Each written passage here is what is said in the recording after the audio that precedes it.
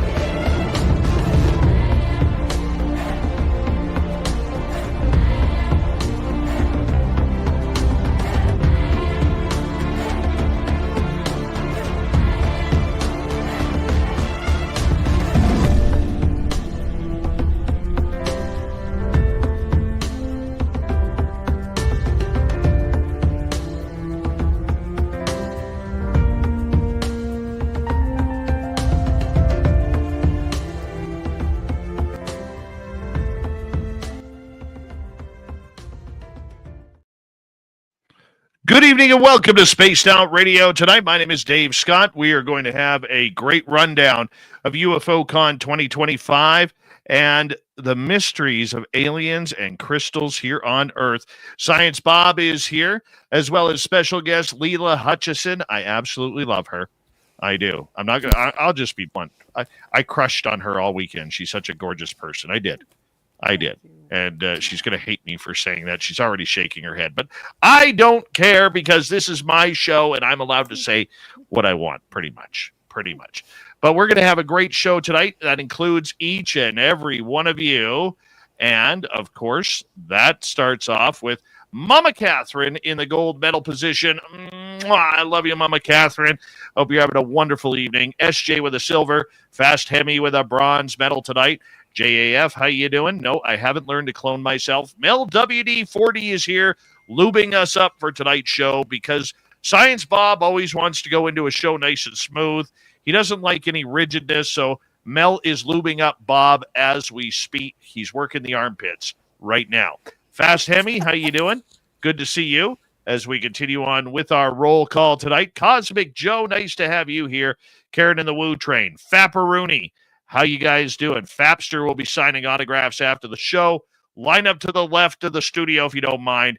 To the left of the studio. Javier, Cryptid559. How you doing, brother? Good to see you. T-Bone, my man. Thanks for coming on in. So we continue on with our roll call. Thomas Rock, good to see you. Robert Lamoth, Frankie B, Skip to Malou, good morning to you. As we continue on with our roll call, Tim Mothman and his goatee are here. We'll see him in 19 days in Las Vegas. Can't wait. JSCO, thanks for coming on in. As we continue on with our roll call, not the wrong show. Science Bob is tonight. It's Wednesdays. Today's Wednesday. I probably did that, sweet Robbie G. What the hell? We're here right now. Okay, moving on here. We got Kitty Caddywhack. Thanks for coming on in. Bar Madison, good to see you. Attorney at Large, Michael Morris. David Norenberg is here. David Norenberg will be signing autographs after the show as well. Line up to the right of the studio, if you don't mind. To the right of the studio. Adam B., good to see you. Stephanie Kenny Blankenship, thanks for coming on in. And there's Science Bob in the chat room. Race fan, what the hell are you doing way down here? Little Jimmy Goodall is here. He'll be in Vegas partying with us. We love you, little Jimmy Goodall. Thank you for coming on in. And who else do we have? Eternity Eternal. Luscious Jules, good to see you. And who's next on our list here? J Truth Seeker, nice to have you here. And who is up next? Lightwalkers, good to see you. And who's next? Scrolling on down. Lots of conversation. Lots more conversation. Susan, how are you? Number 21 in your program, starting at left wing from Stockholm, Sweden. Lars Jansson, there he is. Put up 42 goals so far this season. Moving on, We have What in Tarnation, Marty Burbeck, Laura Lobbs, Road Flare, Digger Dog. Nice to see you all. Hi there, Para Marv and Rock and Rory. Good to see you. Joanne, Jim Christie. Good morning, Commonwealth Andrew, and Mr. Music. How you guys all doing? Scrolling on. Let's get the radio side going first here. Hello and welcome to the radio and podcast side of Spaced Out Radio tonight. My name is Dave Scott. We are in roll call, getting ready for Science Bob and Friends with special guest Leela Hutchison. And we are in roll call on our YouTube side as we say hello to Adam B., Chris716, good to see you. Trot Dog, it's been a while. Thanks for coming on in. Trina Smith, how you doing? Al Garay over on Twitch, bench pressed 450 pounds, 137 times in 19 minutes. Guys jacked for tonight. Kurt M., good to see you. Walter Kochabinski, thanks for coming on in. Operation Shutdown. Stargazer, Christine Lynn, Carol Amerio, nice to have you all here. Mike Bothwell, Sweet Donna C., how you doing? Dave Tiger Williams, he'll drop the gloves for you. Pam Harris, Boondock Mojo, good to see you. Knight Rider, Glenda, JMJ12, and everybody else, throw those horns up. Let's rock.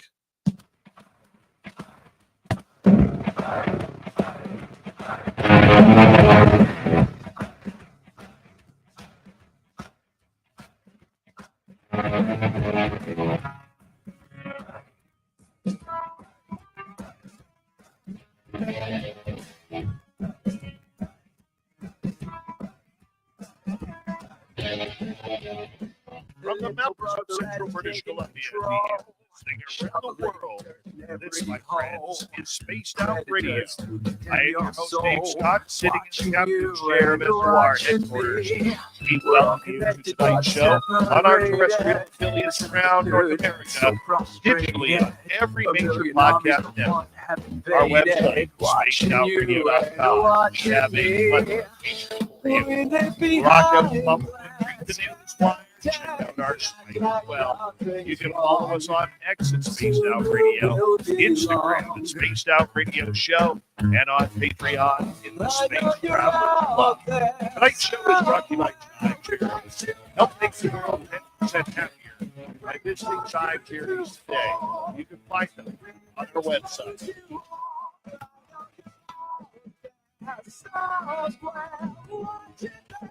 We got a majorly awesome show tonight. It's Dr. Bob Squire. Science Bob is here with special guest Leela Hutchison. Crystals, aliens, is there a connection to Mother Earth? We're going to find out here momentarily. Then in hour number 3, Swamp Dweller will kick things off with another spooky story. Follow that up as we'll have the UFO report as well. Moving on.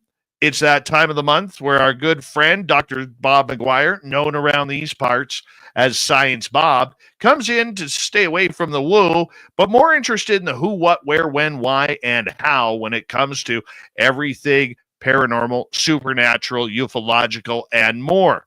And tonight, we have a special guest with us. We all hung out together this past weekend at UFOCon 2025 in San Francisco, California, and it was a great event. Some high strangeness happened as well, which we'll get into with Science Bob, who was an eyewitness to it. As well, what do gems, crystals, and Mother Earth's special products that she's made have to do with ET contact? Let's bring him on in. Science Bob, it is always good to have you back on Spaced Out Radio. How are you? I'm doing great. And our special guest, Leela Hutchison. Yes, she is here, and she is hanging on with us. Leela, it's good to see you again. Nice to see you, Dave. Science Bob, how you doing? I'm doing great, Leela. Oh, that's wonderful. All right. Well, let's get right into this past weekend where Science Bob, it was a great UFO con. It was great to catch up with you. We had some amazing private conversations with people like John Ramirez and many, many others who were involved. Martin Willis from podcast UFO, and so many great speakers there throughout the event. It really was an A+ list. My highlights include Jason Sands was there with his entire family giving his first public talk at a conference, and he did really well. The thing that I was most appreciative of is all these, typical ufologist demands and people being jerks for proof of everything he claims. We got the list of stuff that's officially releasable, all the way from his military record, which included things that he had worked on, a special access program, answering directly to the Secretary of the Air Force, all the way through his time in and time out, and that he has gone to the Inspector General, successfully got his diploma from the Inspector General, making him an official law-derived whistleblower. That means he has protections. And he gave his statement to the Senate, and all of that was proven for the people that were there. It was terrific. And on top of that, from Skywatcher, we had Dr. John Blitch, who is a terrific guy, very, very easy to talk to. I had the opportunity to spend some time with him. And the only unfortunate side was he was recovering from shoulder rotator cuff surgery, and he occasionally had to retire and go all by himself. So, but it was great. We had great, and Melinda Leslie gave us details of the deep underground military base near Bradshaw Ranch in Sedona, Arizona, including videos of helicopters and craft coming above the mountains. It was a terrific talk. Yeah, it was fantastic. I was And Leela, how did you enjoy it? I enjoyed it so much. I'm going to get you to bring your microphone up just a little bit, my How friend. about that? Is that better? Perfect. Okay. What was fantastic for me is that I just felt such an amazing group of people that were really genuine. Many people first time, including myself, that really came forward as a contactee and experiencer. It was way above trying to be an influencer and sell a bunch of books. It was real people really connecting with each other and very authentic. I thought Melinda Leslie's her debriefing of what was happening and collaboration, what's happening in the Sedona area. I've been going there since the early 80s. I've been a major hiker most of my life because I grew up in the Southwest, and so there were many, many excursions to Sedona when I lived in the Phoenix area.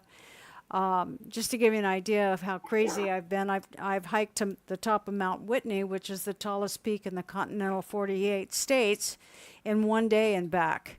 So that's at 14,560 feet, I believe, is the height of Mount Whitney. But that's the kind of drive I've had, and I've been all over those hills for many years in Sedona, in Secret Canyon and Boynton Canyon. And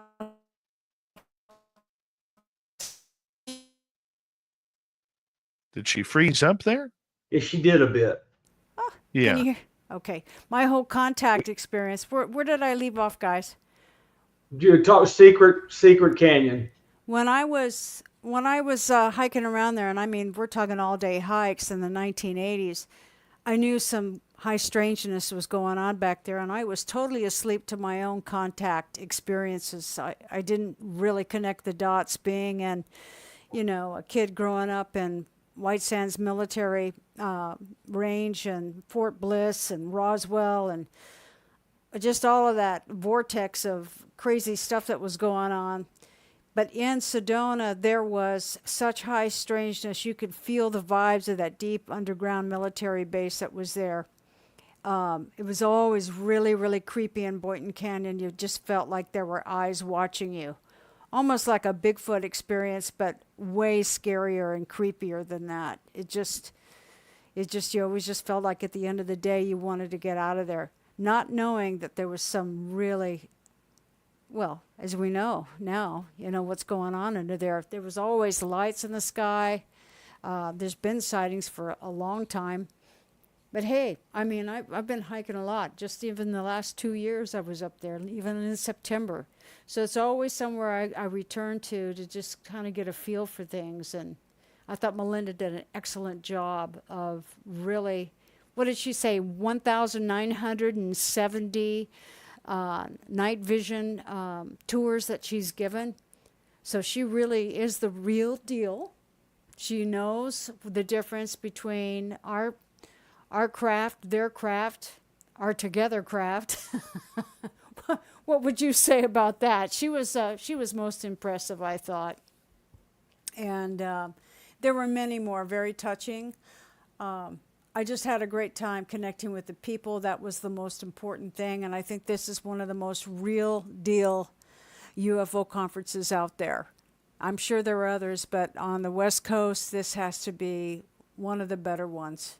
And this is Bob's opinion. This is the only remaining experiencer focused, not influencer focused conference in the entire country. It's the last one. And people that go there are experiencers or want to interact with experiencers and hear their story. And you can tell that they're experiencers and that they're good ones and interesting ones because of all the intelligence officers that show up at that conference, Wow. including the 5 identified over the weekend. The 5. Yeah. And Okay. go ahead, Dave. We got to get into this right off the bat, Bob, because on the Saturday night, something strange happened. Exactly. So since it's not my story, I was but a witness. It's Leela's story. I'm going to let her kick it off because she precipitated the entire event by alerting all of us to what was going on. Okay, so let's backtrack. Get your microphone really close so everybody.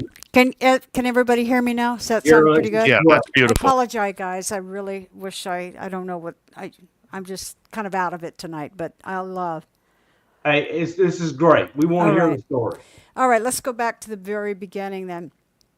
So this was around Jason Sands as well. Okay, so I met his friend Tomiko, and we all knew this was his first time he was going to come out and do his big reveal. So we were, I don't know, really wanted to protect him and making sure he felt safe enough and that he was going to do a great job no matter what. That's the difference in this type of conference.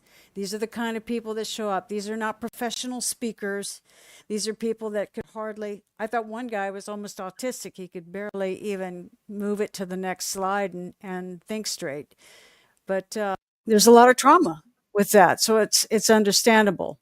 So there was this concern about Jason's safety. All right. So that was kind of in the back of my mind. I had gone out. It was at the end of the evening on Saturday night, and I had walked my friend to her car. She was an older lady, and I wanted to make sure she was going to get home. And I got out of the hotel in the vending room. This is where all of the action was taking place. You have you had the conference room, and then you would walk out, and here's everybody that had some books or crystals or, doing healing work or whatever, just all kinds of things that were happening in there. And so at the end of the night, those doors, like most hotels, they shut automatically so that if you're on the exterior, you can't get in these places. You'll have to go through the lobby to get in unless you have a key card. So I didn't have that with me. And so I had a chair, and I put the chair's leg in between the door to jam it just to make sure it wouldn't slam shut and that I could walk out to the far area of the hotel parking lot and return and get in without having to go all the way around to the front to the lobby. And I swear to you, out of nowhere, like this is where all the handicap parking is at this particular door. And this thing came out of nowhere, and it was dressed in black. It looked like it was almost floating, but it was very robotic-like and was just walking towards that door. And I knew what I wanted to say. I alerted this so-called person, hey, don't shut that door. Don't let that door shut. All right. Hang on. I'm coming. Don't let it shut behind you. And I was shouting that and halfway at the parking lot, and there was no turning the head. There was just like tunnel vision. This person was on a mission, and it was going to go through that door, never turn the head, never looked around or aware of her surroundings, because I think it was a female. And I started to sprint, and literally, just like in the movies, I caught that door within 1 inch from it closing and slamming shut. So I ripped it open. I came through, and she was already halfway down this one hall. Right in front of us. Right in front of Right in front of all you guys. John, you, Dave. John Ramirez, me, Dave, Jason Sands. No, I was not there. I was coming back. I came back about 2-3 minutes after this incident. And Tomiko. And Tomiko. So I'm sprinting. I'm running because I just can't even imagine. I already got a feeling, and this is another thing I want to bring up to everybody. I'm like a double empath. I'm very sensitive to energy. And I guess living on the border, I don't know what it was all my life. I've just been really, maybe trauma. I've been very sensitive to energy. And I knew something was really off. Something was really off. And I knew it. And I started to sprint. Really, like running down this hallway going like, hey, asshole, like, what's wrong with you? Can't you hear me? I asked you to hold the door open. I don't even know what compelled me to be that confronted with this person. Now I can't even believe how fast she could even be down and advancing down this other hallway that was headed towards the elevator. So I grab her arm, not grab it like jerking, but just went, hey, because she never ever looked up, and she never turned it anyway to even let me know that she saw or even was aware that somebody was trying to get her attention. That was very strange. So when I touched her, it was like, I don't know, touching cardboard. It didn't feel human. I don't know.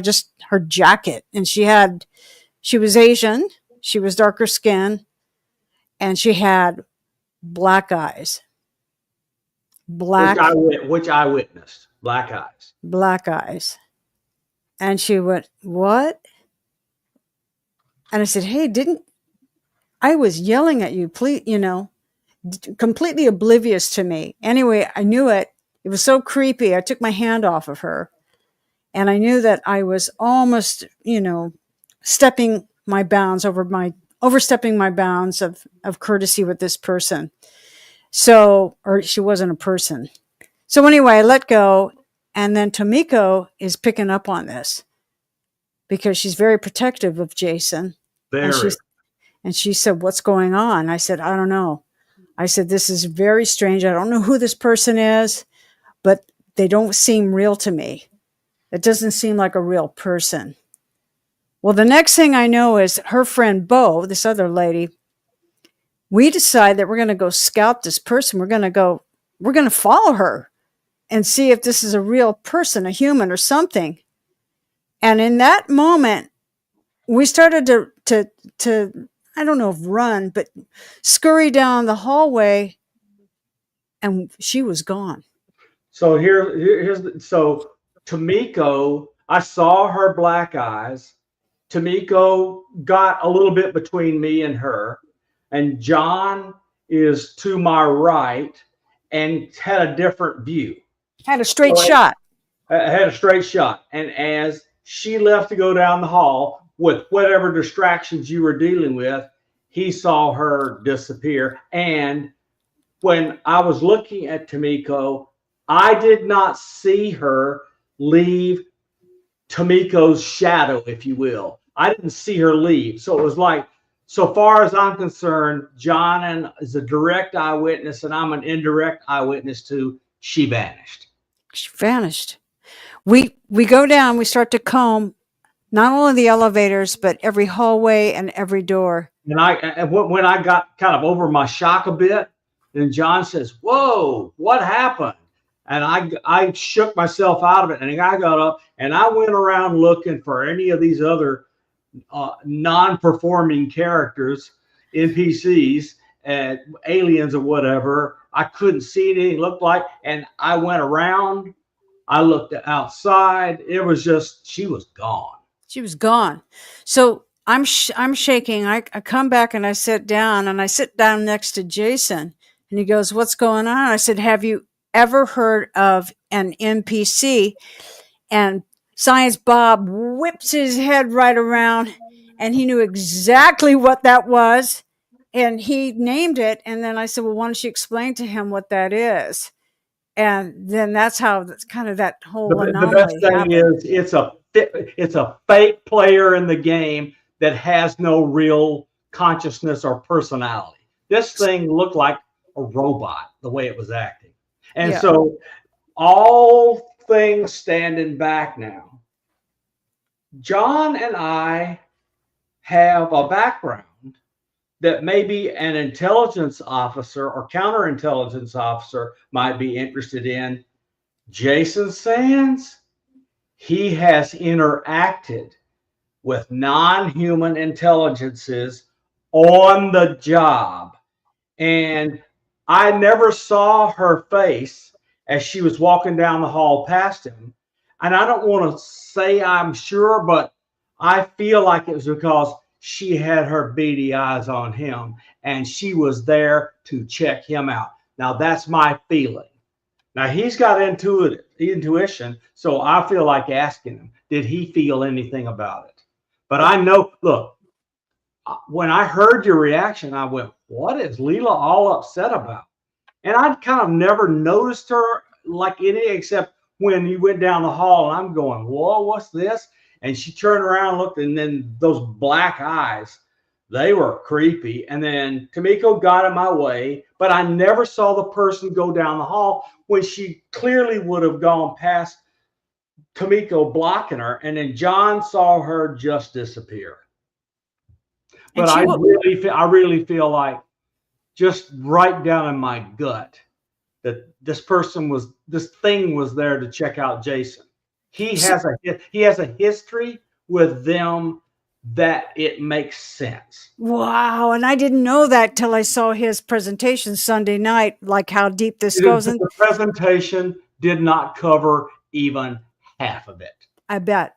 But all of you guys have a professional awareness of anomalies. All right. That's what you do in the field and what you have done. John, yourself, Jason. So you would know that something was up. But that really freaked me out. I mean, I've been thinking about NPCs for a long time, and I'd like to just share a story with all your audience, Dave, about I used to work for Bank of America in their corporate offices downtown San Francisco, and I had an early conference meeting about 7:30, and I lived over in Marin, and I was driving into town, and there was nobody on the streets that early. It's down by the Embarcadero. And I was managing all the surplus real estate for Bank of America at that time. And so I was there to give a report. And it was early, and I was looking around for a place to park on Jackson Street. And I kid you not, this Aborigine from Australia, the streets were completely empty. Next thing I looked, here was this guy with this like a didgeridoo or some kind of stick, I kid you not, and he was banging on a manhole cover in the street with this thing.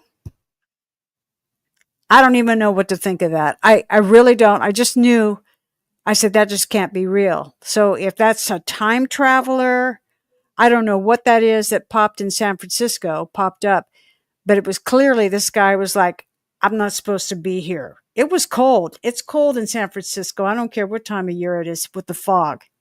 And this guy had a short sleeve tropical shirt on. Layla, Bob, wait right there. We're going to go to break here at the bottom of the hour. Second half of Space Time Radio, Science Bob and Friends continues. Mighty SOR right after this.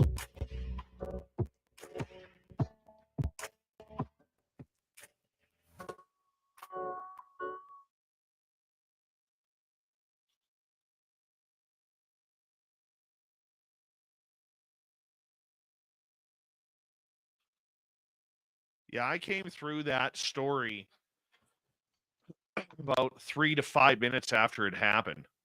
Dave, you know the device you have that adds the music to your microphone? Yeah. The device that is adding the music is the source of the distortion. That's Yeah, it. that We could barely hear that entire piece. it's my microphone tonight. I got I had to do a Microsoft update prior to the show or last night, and it messed with my audio. So I I'm a little. hate Microsoft with a passion. Yeah, it's bad. It's bad, Dave. All right. Wonderful. Hey West, thank you, buddy. All right. Hi, Queen Peachy Keen. Let me see what I can do here from my microphone. Let's try this here. Dead fish cheese spread is going to take my appetite away for a year.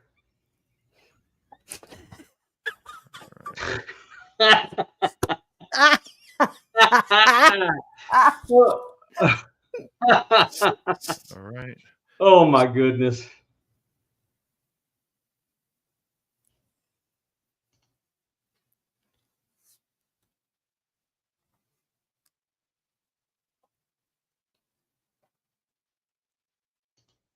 Nothing. We hear nothing.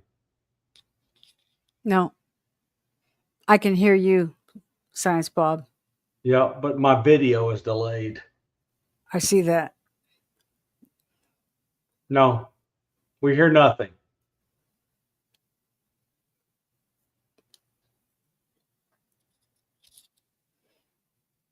Nothing.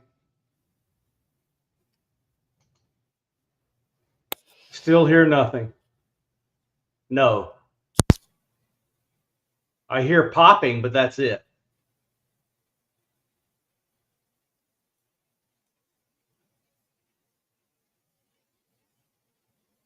Testing 1, 2. Now we hear you. Yes. Am I clearer? Talk for a minute. Testing 1, 2, 3, 4, 5, 5, 4, 3, 2, 1. You're clearer, but it still has the crackle. And it's got that popping snap. You hear pop. a crackle. Okay. Fuck. Hey, and Leela, this Yo. this goes out on the radio, so you can't say asshole. Sorry. How's that? Lala says hi, everybody. Is that any Hey, better? Lala. Hang on, do it. Testing 1, 2, 3, 4, 5. That's better. Way better. Yeah. Way better. All right. We'll Yeah. use that one then. There we go. Cody Eiler, how you doing?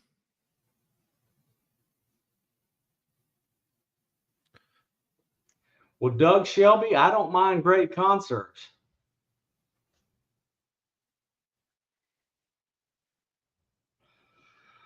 Lala and I are looking to go to a Tool concert.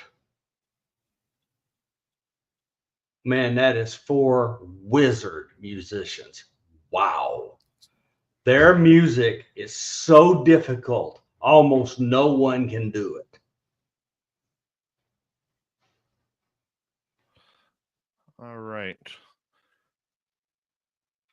John Jackson, how you doing? All right.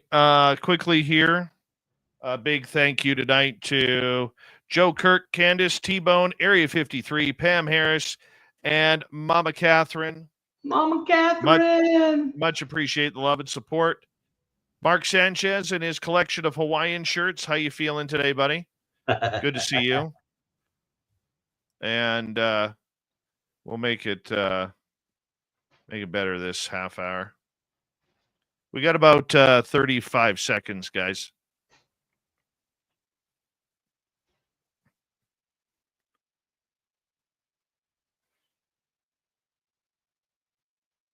Hi, Leela. Hi. You Hi, gonna? Bobbert. How you doing, Davey? Oh, that's why we do audio testing. Thank you, Adam, Adam. thank for the you for call. adding to the Adam, thank you for adding to the super chats. Here we go. 5 seconds, guys.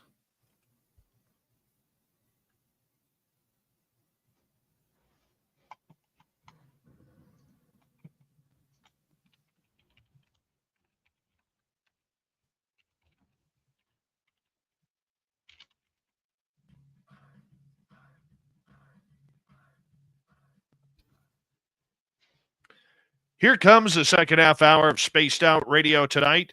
My name is Dave Scott. Thank you for joining us. We really do appreciate earning your listening ears. We think we got our audio issues figured out as we speak, so just bear with us here.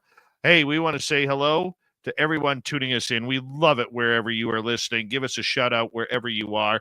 Reminder to all of you that if you missed portions of this show or others, you can check out our free archives on YouTube, on StreamYard, on every major podcast network.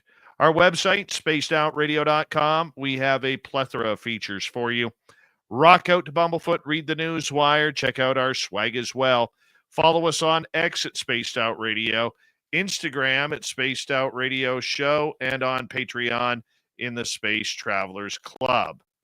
Here we go, Science Bob, Leela Hutchison, and we're going to turn the corner from UFOCon 2025 and take it on over to aliens, crystals, gems. Bob, take it away. Okay, look, Dave, what was your favorite talk? At UFOCon? Yeah. Well, my favorite moment was getting a picture with Ron Felber's mustache. That's true. Which is probably the most badass mustache going in ufology right now. I would say next to George Norrie, it's powerful. It had its own area code and everything. There were a bunch of favorites, but one of my favorite happenings was Jim Morris from Skinwalker Ranch fame, and Michelle from Uinta Valley came, and they were a treat. Jim and I hit it off like wow. I really like Jim. He's a great guy. He's the manager for Skinwalker Ranch, isn't that right? That's correct. What was your favorite moment or talk, Leela? Oh, well, I'll tell you, I really had such a connection with Michelle Miners. Yeah. She and I, actually, she was the first person I met. We shared a table together, as a vendor table together. Turns out she was born in Albuquerque, New Mexico, and we were like twins from different mothers. There was such a simpatico between us. She was an amazing, soft-spoken, powerful, knowledgeable lady. She's part of the Paranormal Rangers, is the only women with the two guys. And I'm sorry, do you remember their names on the Paranormal Rangers? Do you remember who those two guys are? That I did not. I do not. So I'm sorry. Okay. No, I think that's going to be going forward. Do you know who they were, Dave?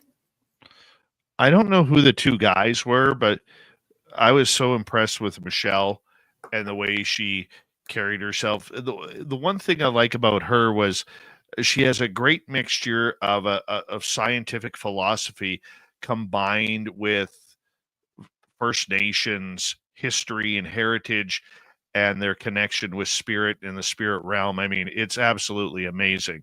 Yeah, Michelle did not have the easiest relationship with the people in the Uinta Basin. No. With all that, did you not? But she would not say an ugly word about anyone. She's just is a sweet and gentle soul, and she and Jim are very close friends, and you could just tell they're kind of both very nice, gentle people. And Jim's like this gentle giant. He's a giant of a man. Yes, he was definitely. And her knowledge and his, what they said more when what they didn't say of high strangeness and paranormal activity. Not to mention that she received radiation poisoning and was exposed to that on the ranch. So, and she is not the only one. People remember Travis burned his face at the Homestead 2 when he opened a well. And there is no sorcery. That look, when I saw his lesion, I went, somebody pointed a directed energy weapon at his cheek. And maybe it was an infrared laser, so you couldn't see it with your eye, but you could darn sure feel it. And it's just very interesting and weird stuff goes on there. She has spent more time of late dealing with Dwayne Ollinger and Blind Frog Ranch than she has Skinwalker. But I mean, now Blind Frog Ranch is shut to everyone except an investigatory team and those filming it. So not many people can get on there, and they're a bunch of interesting people. Every single one of them has friended Lala on Facebook. I wish I could figure all that out, but anyway, whatever. I mean, she's kind of getting a reputation now as a truly serious psychic person, and I think that story is kind of going around. But anyway, it's just interesting. So we have left out naming the single most important person for the weekend. Lorian Fenton knocks herself out putting this conference together. She barely slept the whole weekend. She was constantly making sure everything was working right. When you had the usual problems with the conference hotel, she wrang their neck till they made it right. She's a terrific person to run that kind of conference. I agree. She really knows how to coach and coax people to come out and share their first-time experiencers with an audience, including me.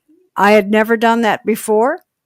I've spoken about it on her radio show briefly, but not to any degree of what I did in my presentation, which brings me back to you, Science Bob, because now that I know and watched your amazing, incredible presentation, knowing that you work in communications and looking at the website on Hawkeye 360 and what was developed there, and then turning that around, connecting that with my theories about the signals emerging from the selenite pylons, and then meeting you at the dinner table. And I was just so pleased that you enjoyed my talk and that actually we had more in common to talk about and share. Well, the selenite crystals, I mean, there's got to be ways we can ascertain whether or not they are transmitting past whatever resistance the Earth has around them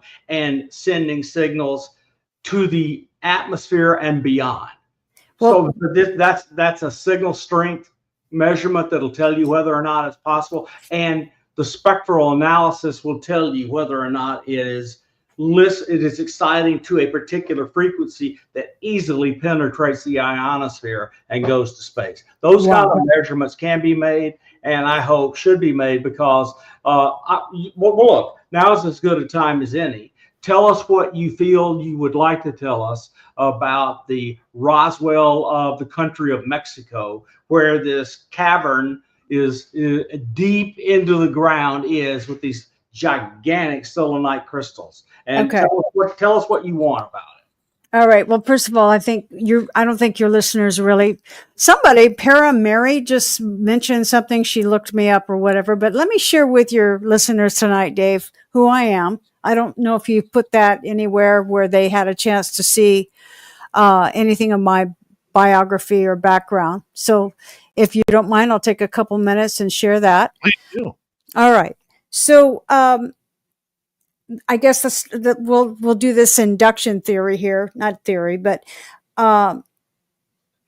in 2001, January 23rd of 2001, I was invited to be on the first exploration team to enter what is now known as by geologists,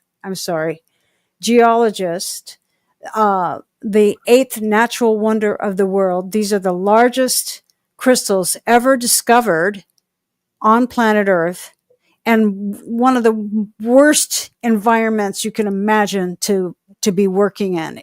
It is a lead, zinc, and silver mine that's 2,400 feet deep in the earth. It's been operating since 1796, so 200 plus years. It's the highest producing silver mine in the country of Mexico. Mexico is known for its minerals, its mineral rich content, and all their topography, geography. So that journey in there, and what I brought out of there, I own and have exclusive rights to the first 55, 60 slides of the first images that ever came out of those caves, and that preceded for 8 years NASA, Discovery Channel, and any other scientists who tried to take images in this grueling, hostile environment. So let's dive into that. Why is it so hostile? It's because the mine is sitting on top of a heated aquifer from a pinch of magma.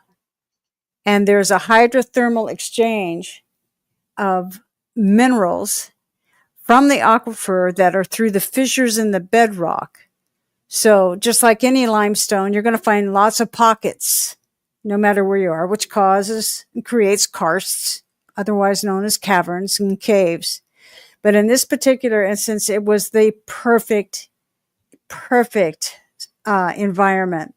It was full of hot water that was mineral rich, that grew these massive crystals of selenite, hydrated calcium sulfate, otherwise known as gypsum. Everybody, that's what we put in our houses. It's wallboard, and it absorbs heat, unlike quartz crystals that radiates heat. That's the difference.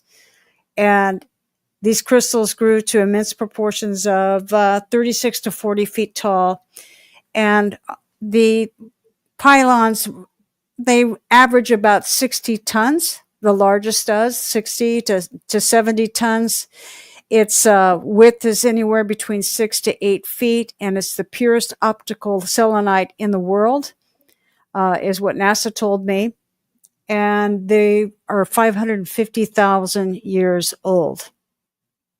So I went in there in 2001. I had no professional status. I had no credentials. But what I was an athlete. As I was saying to you, I had hiked up to Mount Whitney. So because of my ability to do long distance hiking, I was a rock climber. One of the invitations was because of that proficiency that I could probably navigate my way over these sharp crystals in 100% humidity, 100% darkness, except for a miner's helmet, and temperatures of 128 to 130 degrees, which will kill you within 30 minutes. To get in there and see and explore, just think of this, that you've got like 20 or 30 minutes to explore a football field, something like that, to see where these crystals would go and lead to. This is how big this chamber was. So that's how we started. That's how it became an extreme interest worldwide.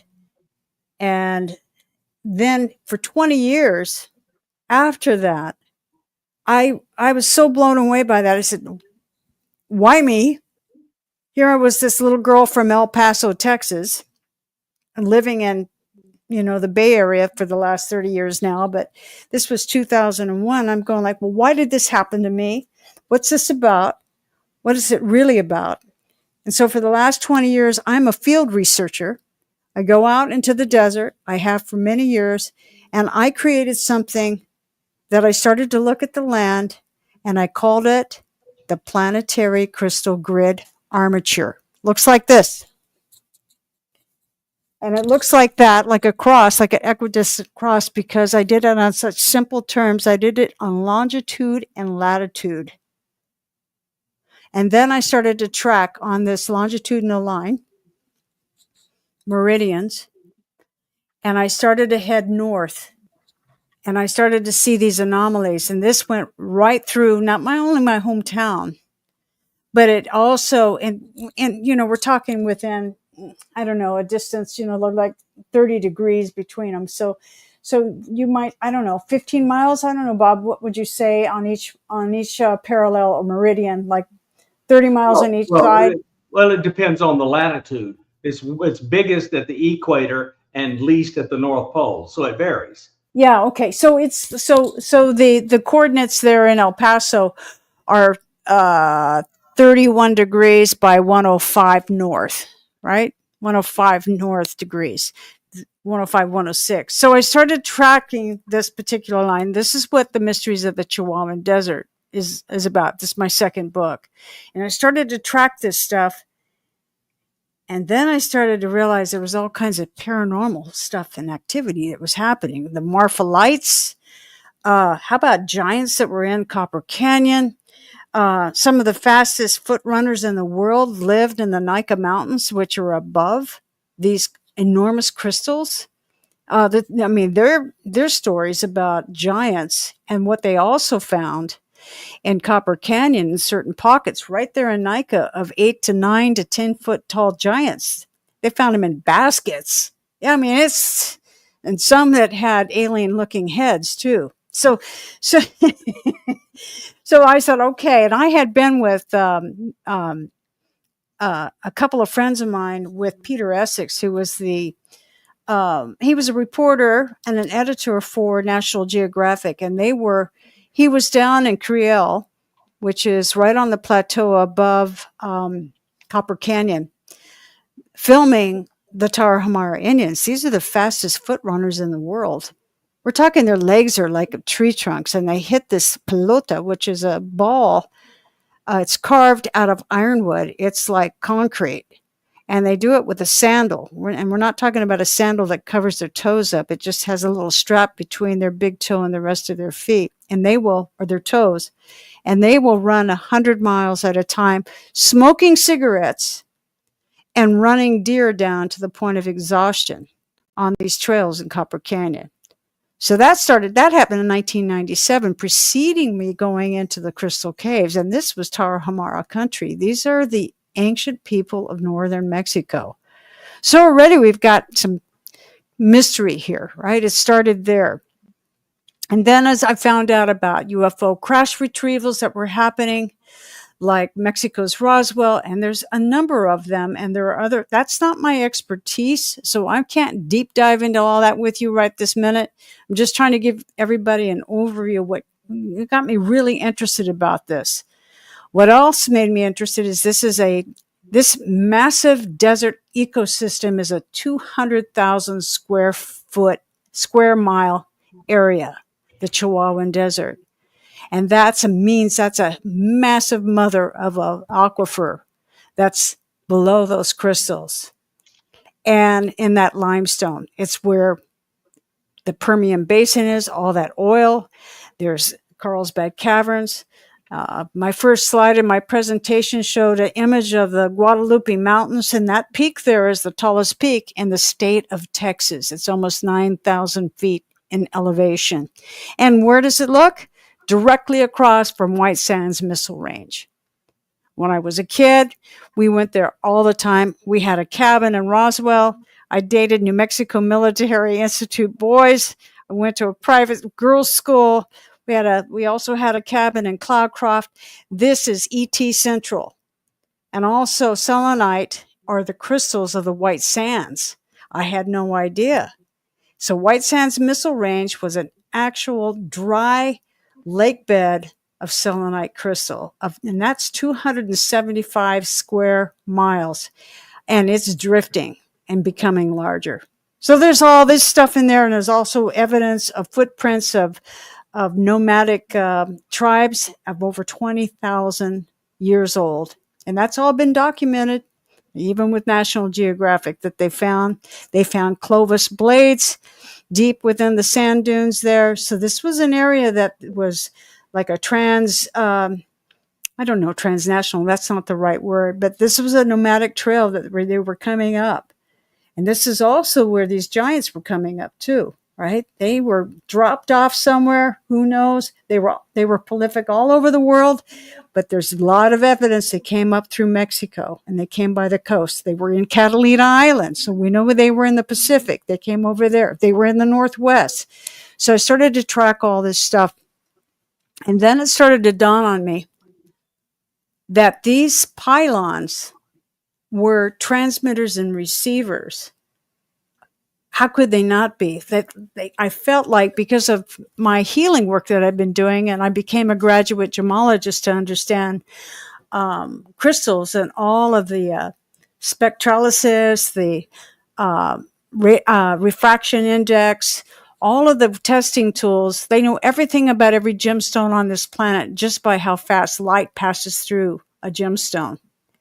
Well, crystals also are the kind of base component in a simple circuit as an oscillator, and with the right stuff, you can calculate the resonant frequency that a crystal will excite. So all of that's interesting, especially to people with all of our interests, because everybody realizes that resonance is a property that we see everywhere in all this weird stuff around us. Yeah, exactly. And that's what I was thinking about, looking at that website with those RF. You were talking about those sensors, and I'm thinking, oh yeah, that's it, Bob. That's how we do it. So it depends on what their natural frequency is, because the ionosphere is a total barrier to everything below about 20 megahertz. But if it's above 20 megahertz, it'll go through the ionosphere. Okay, so this was so the measurement of the frequency of selenite crystal is 244.5 megahertz. Oh, it'll go right through the ionosphere. You can see it from on orbit. Okay. And Hawkeye and its equipment can track it and map it. Okay, and then that means that theory becomes a hypothesis, doesn't it? Well, it's a hypothesis of something, but we need we need data. Data leads to thought, and thought leads to guess. Guess leads to formal hypothesis, which you then try to experiment to disprove. And if you can't disprove it, you gather more data and you go, okay, I think I have a discovery. Got it. That's a scientific method. Yes. Yes. And you're the guy. You're the guy. I've been waiting a long time to find somebody to talk to about this. So my theories are that these selenite crystals were bringing in UFO activity. Oh, I don't doubt it. They seem to be attracted to quartz and all sorts of crystals deeply embedded in the earth, all over the earth. Yeah. What about metals? Well, I don't. We got about a minute to go before we got to go to break. I don't think so. Metals have a vibrant, nothing adheres to gold, right? Everything else, all metals. That's kind of what I was thinking was gold. Yeah, no, I don't see it that way. However, that's another good question. Where you find gold, you'll find quartz crystal, but where you find quartz crystal, you don't always find gold. It's an interesting thing there, but no, I don't think so. Yeah, this is all interesting. Well, we'll branch out from here when we get back to see what else we can stir up. But thank you for that story, and anything you want to add to it, please add to it. I mean, you've had quite the life since you left those caverns, and I'm sure it's interesting. Our audience does not know much about you, maybe, and since it's been a while since you've been on, you can tell our audience whatever you want. And I'm interested in whatever science you can tell us that's been done down there, etc. I mean, this crystal stuff is of interest. I found some great stuff at that show that I brought home. I'll talk about when we come back. Oh, good. That'd be wonderful. All right. I'll get you guys to hold on right there, because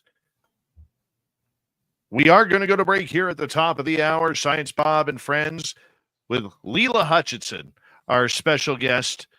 All of us were at UFO Con last week.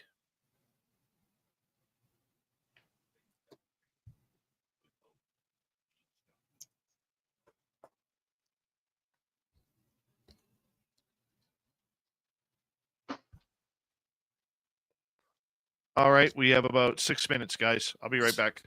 Yeah, me too. I'm going to have a potty break. I'll be right back. All right, Bob, it's all And yours. thank you, Paramar, for putting all of our links to Lala and me and Leela up in the chat. Thank you very much, Paramar. Thank you. Thank you. Thank you.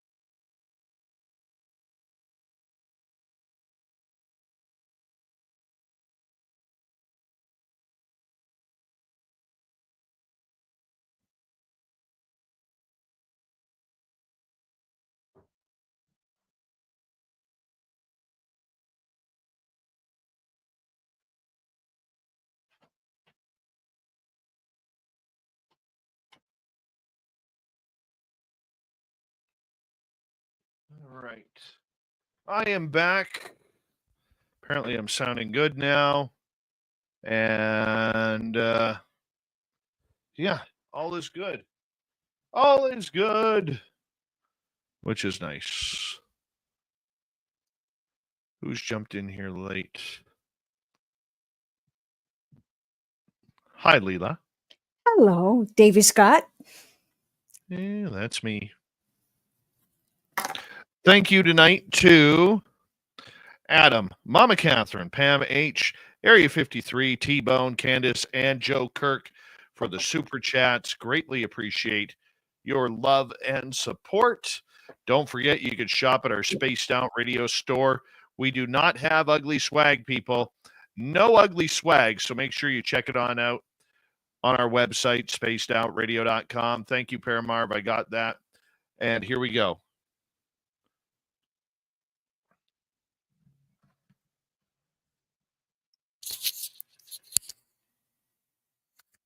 Here we go with hour number 2 of Spaced Out Radio tonight. My name is Dave Scott.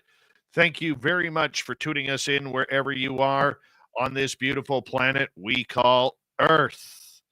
Hello to everyone listening in on our terrestrial affiliates around North America, digitally on every major podcast network. Our website, spacedoutradio.com. We have a plethora of features for you. Rock out to Bumblefoot, read the news wire, check out our swag as well. Follow us on X at Spaced Out Radio, Instagram at Spaced Out Radio Show, and on Patreon in the Space Travelers Club. The Desert Clam has set the password for tonight in the SOR Space Travelers Club. Opsimath. Opsimath is your password. Use it wisely, Space Travelers, as the Clam sets the password each and every night right here on Spaced Out Radio. There's Science Bob. There's Leela Hutchinson. Let's get right to it, Bob. All right. So, Leela, you were telling us the story. Tell us after your excursion into Mexico and into the cavern, and you came out and got so interested, you became certified in dealing with crystals and other stuff. Tell us about all of your ongoing activities in your interests since that time. Wow. Well, to the extent you want to.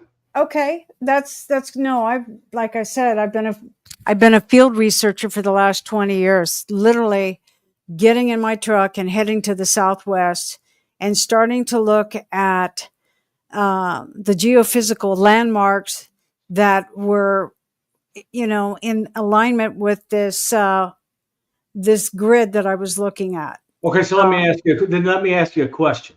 So is it a particular meridian, or is it an expanse around a particular meridian? Is it aligned with features like the aquifer under the Arizona border? What do you feel is the major geophysical thing that's going on, or geological that's going on, that makes this weird? I think it's the water. So probably the aquifer. Okay. Yeah, that aquifer is huge. I mean, it's in various parallel lines, but it is all up and down Arizona and down into Mexico. Yeah, and New Mexico into New Mexico, more so than Mexico. I'll tell you another one is the San Luis Valley, which is near Crestone, Colorado, and the Rio Grande. That's another major one, and they have an anomaly up there, which is right on the same planetary crystal armature, that line I was telling you about that runs up there, is that the National Sand Dunes in Crestone, Colorado. Have you? Yeah. I don't know if you've ever been there. Oh yeah. I lived in Albuquerque, and for when I worked at Sandia National Labs, and my favorite place in the United States of America to go that's not Gulf Shores is the Southwest. Oh, right. Wow. Okay. I mean, I loved New Mexico. I loved being there. Yeah, I know. I hear you. That's absolutely. So the Crestone, the National Sand Dunes that are there is an anomaly. The geologists can't explain how that got there. They don't know. It's just too weird. It's sagebrush and it's lava rocks. and it's the Rio Grande that runs through there. Then you've got the Rockies, those gorgeous Granger, I think it's called Granger Peak. Incredible place. But there's a lot of UFO activity just south of there, because now you're talking about the border between Colorado and New Mexico, Dulce. There's, you've got, and then you got the Four Corners, which is high strangeness all together right there.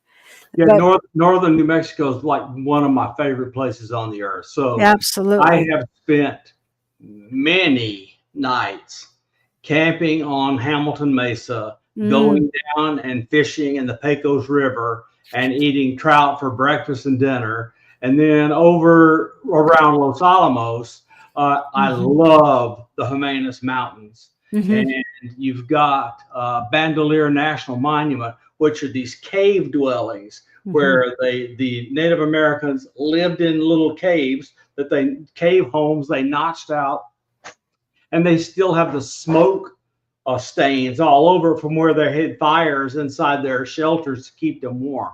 And you can feel them. Well, feel the energy. All right, let's talk about Los Alamos Labs for a second, Bob. Yep. So Los Alamos sits on the lip of a very recent volcano. Yep. Right? The Valles Caldera. Yep. The Valles Caldera, 14 million years old. And I've been in there. I've circumambulated around that, on the interior of that, because that's too much of a bifurcation of where we're going on this thing. But it made sense why Los Alamos would have their labs there, because of the lava tubes, right? For the underground. It just made sense to me. I can't prove it because I don't have those kind of clearances, but it seems to me they got many levels that go underground at Los Alamos Labs. I had a Q clearance, and I could go in and out of there. Mostly when I was at Sandia, but I did stuff at Los Alamos, and I know about the mountain and underground stuff at Kirtland Air Force Base and at Sandia. I know that stuff, and I also know what goes on in the test range at Tonopah, because I worked at Sandia and they managed the Tonopah tests. Okay, but the stuff under Los Alamos, I never had any hint of it or any reason to know. I had no need to know. Yeah, there's such high incidences of radiation there. People have been very sick from the water. Water's poison. Really. I don't doubt it. Look. I mean, Enrico Fermi, the famous guy who showed radioactivity and fission in a nuclear reactor for the first time in Chicago. He worked at Los Alamos, and he ran around with the plutonium ball in tongs, running in and out of every office, showing it to people. Just irradiating the crap out of them. The stuff they did with nuclides during the making of the atomic bomb would get everybody and their brother fired today. That's incredible to hear that. And then up into the mountains where Oppenheimer, when he was a kid, they would ride on horseback, right? They wouldn't come home for weeks at a time, he and his brother. Yep. Right. They were all over the Trinity, the Holy Trinity up there, which is by the Pecos. Right. Yep. And then, so that whole area is where I go every year and spend time. I just spent my birthday there last August, and on the Rio Grande down there by Tamaya Resort, just anchoring that in, because that's that whole grid, that whole thing, and it even goes up through Taos, New Mexico. I've done, my work takes me not just scientifically, but because I've been a body worker and I have over 8,500 hours of hands-on healing. I told you I'm an empath, so I can read energy, and I've done lots of healings with people. As a graduate gemologist, I learned how to put crystals on the body, on the chakras, and do vibrational medicine with tuning forks. All right. And then working with the light that comes through these different stones. Like, if you wanted to heal around a wounded heart, right, emotional trauma, you would use copper bearing, right, because it's green. That's a no-brainer. You would use green or copper bearing stones like chrysocolla or malachite, and you put them on your heart chakra, all right, and you lay those on the body. So there's been proven by it's not Dr. Emoto, but another Japanese researcher when I was at Gemological Institute of America in Carlsbad, California, as I was studying for my certification. And they had absolutely proven the correlation between the energy of sapphire and what part of the body it does its healing. So they could take, I have the whole flow chart of every gemstone and its correlation to parts of the body and how it ameliorates imbalances and diseases. I'm not saying it cures, but it ameliorates that. So it's mind blowing, and this is absolute scientific. This is not just woo woo. So they know. And, just to give you an idea, when school, it blew my mind. I had no idea. In India, they would have like zoisite, that would be ruby and matrix, and they would actually, the people, because they believed in the Vedic energy of the stones, would sit in front of a fan, all right, and have the stone in front of the fan and let the air of the fan blow that on them to get the energy. Yep. Yeah. So one of the things I did when we were at the conference is the marriage between moldavite, which is glass that's formed when a meteor impacts the earth of a particular type, and it's green. And when you marry that with a Herkimer diamond, and you activate the moldavite, it's very powerful. So I went out before and bought some. I neither cleansed it nor did I activate it. So I thought it was crap. I thought I had been cheated. This time I brought home this beautiful piece of moldavite with a very large Herkimer diamond bought from one of the deals. And I cleaned it, cleansed it spiritually, activated it, hung it out in the sun, gave it some moonlight, put it by my bed, and oh my goodness, the dreams. Oh, yeah. It was amazing. And I suspect it'll just get stronger day by day. It's definitely multidimensional, no doubt about it. So talk to us about some of this crystal stuff. I mean, I'm just so ignorant. I don't even know where to start other than to tell you the tiny personal experience I have. Well, I was so blown away because of my age, and when I went into school, a lot of these kids are very entitled and privileged. Their parents own diamond manufacturing facilities. They're from the Diamond District out of Israel, and also New York in the Diamond District there. There's just, it's a lot of the people that are in the high-end gym business that have their children, they want them to learn and become professional and certified as a graduate gemologist. But I'd already been working in energy and hands-on healing by the time I started to look at gemstones underneath a microscope.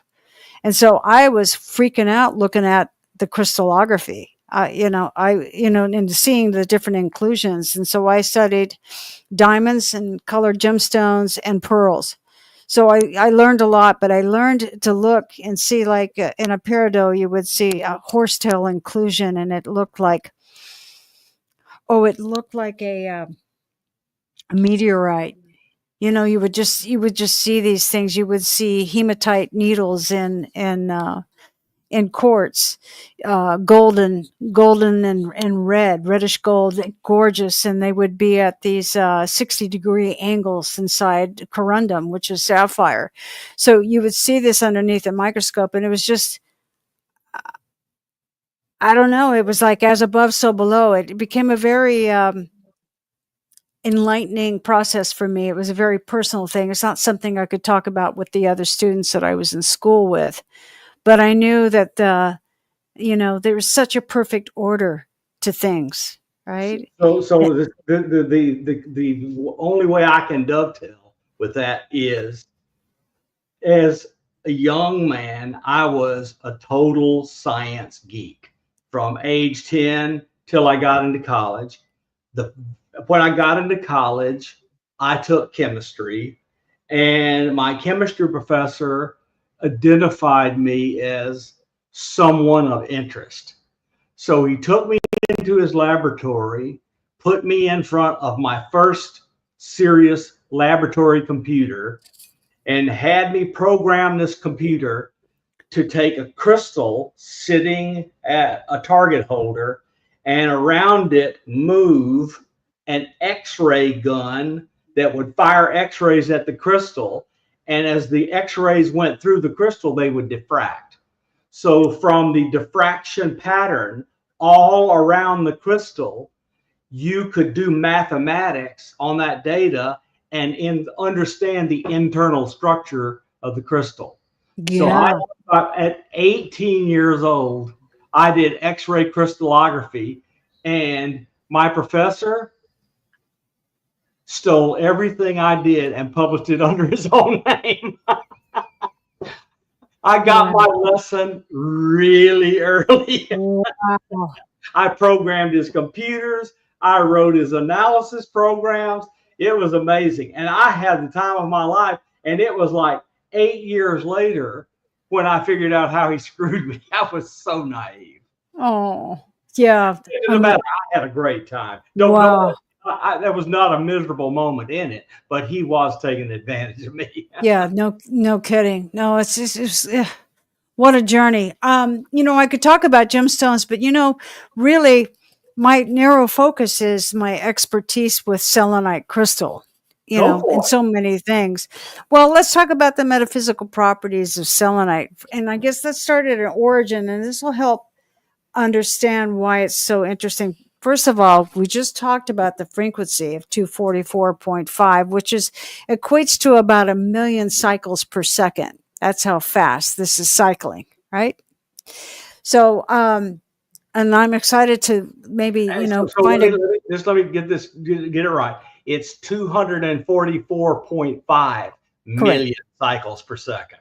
No, it's 244.5 megahertz, which equates to 1 million cycles per second. Okay, a megahertz is 1 million cycles per second, but you got 240.5 multiplying it. Oh my God. Okay, there you go. That's how fast. So then It's huge. It's nice. That's a nice frequency. Okay, so if that's that, are we talking about angstroms now? Are we getting into radio waves? That's light. That's light. So that is about 1 meter wavelength. That's it. Okay.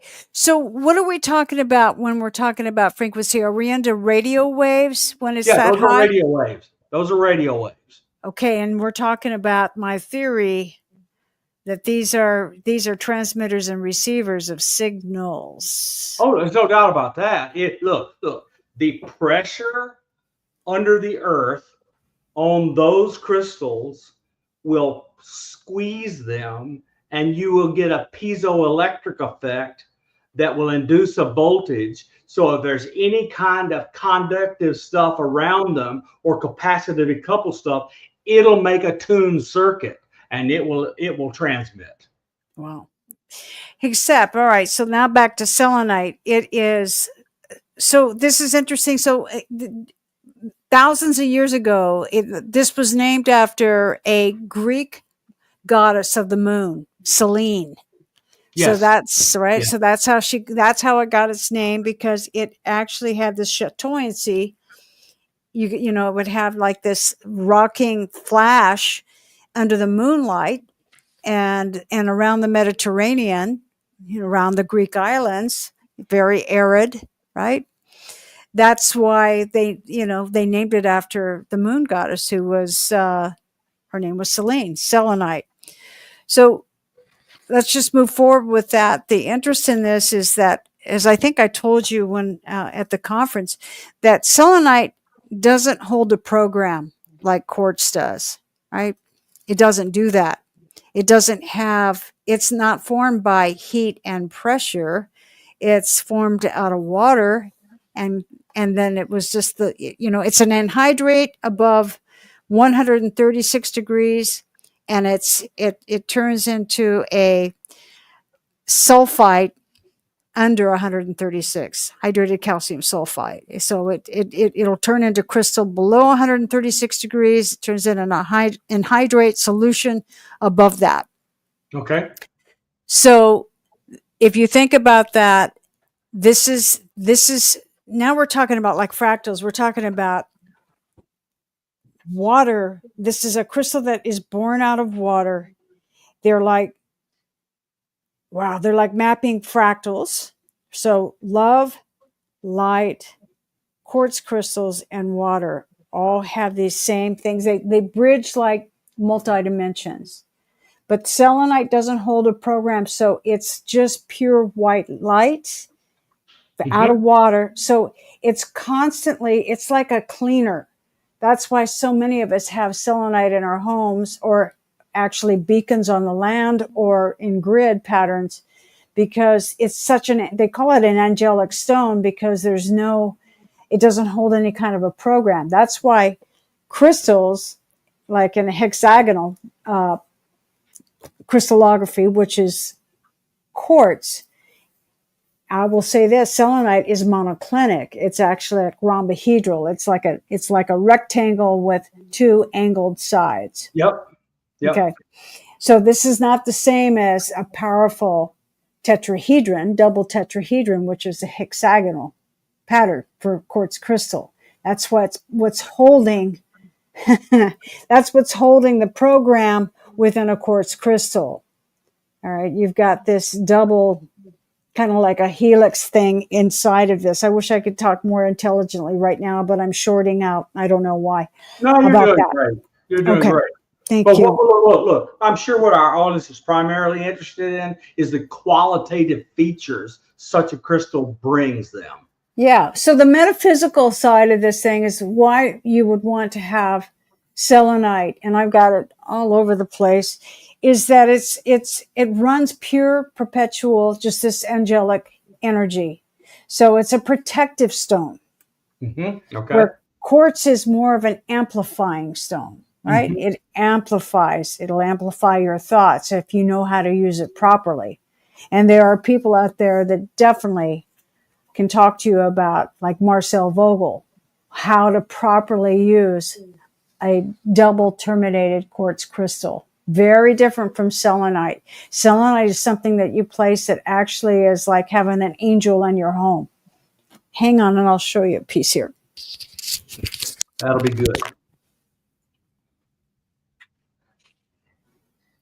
Well, Very interesting. Well, this is interesting. This is cool. This is cool. this is a small one, and I've got other pieces, but they're so big, I'm afraid I'm going to drop it. But can you guys see this? Oh, yeah. That's Remember, we are on the radio, so we do have to explain that to our radio audience. Yes. Okay. Thank you. So this is one of the only pieces of almost pure optical selenite that I was able to take out of the Nika mine in 2001. Yeah, that's translucent. Yes, it is. Yes, it is. And it's very solid. Now, when they try to drill, and we haven't even gotten to the viruses yet, but when they try to pull out fluid inclusions inside a selenite crystals, inside these pylons in the cave of giant crystals, it broke the drill bit. We'll go to break here on Spaced Out Radio. We'll be back right after this. Pick up where you left off. I will. I keep thinking this is on YouTube, but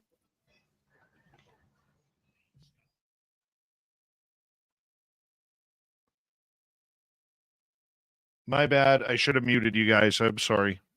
That's we screwed up. That's all right. I'm trying to figure out this stupid audio issue right now.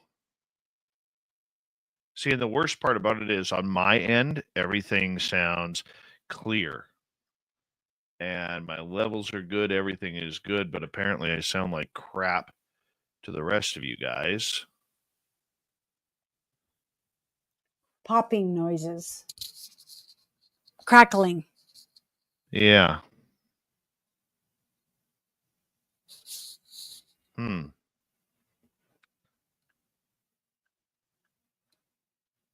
And there's a lot going on in the chat. Oh, the chat room's cruising tonight. Yeah, it's blowing up. 190 now watching. Yeah, they like science, Bob. I That number will go down because it's a break. like science, Bob. Yeah.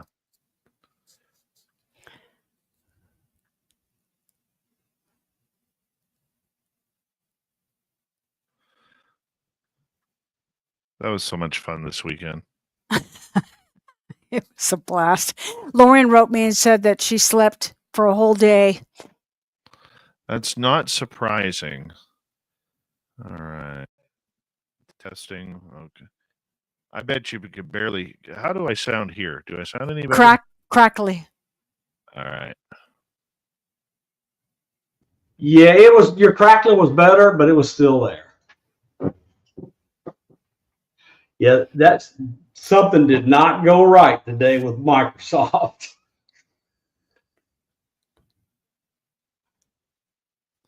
How's that one? That one any better? Let's talk for a minute. Testing 1, 2, 3, 4, 5. I hear no crackling. Can you play music for a second? Yeah, that's important. Let me see here.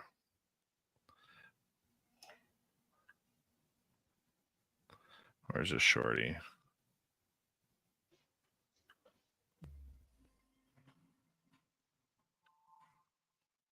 Oh, somebody says in the chat, this is definitely the show for me. I'm all about gems and minerals. Do you hear that music, Bob? Do not hear the music. Okay. So that's no music there. What did you just do? I turned the music off. Okay, now I hear the crackle.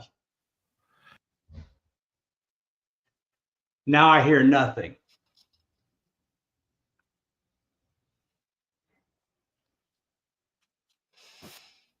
That's the worst one, right? Yes. Yes.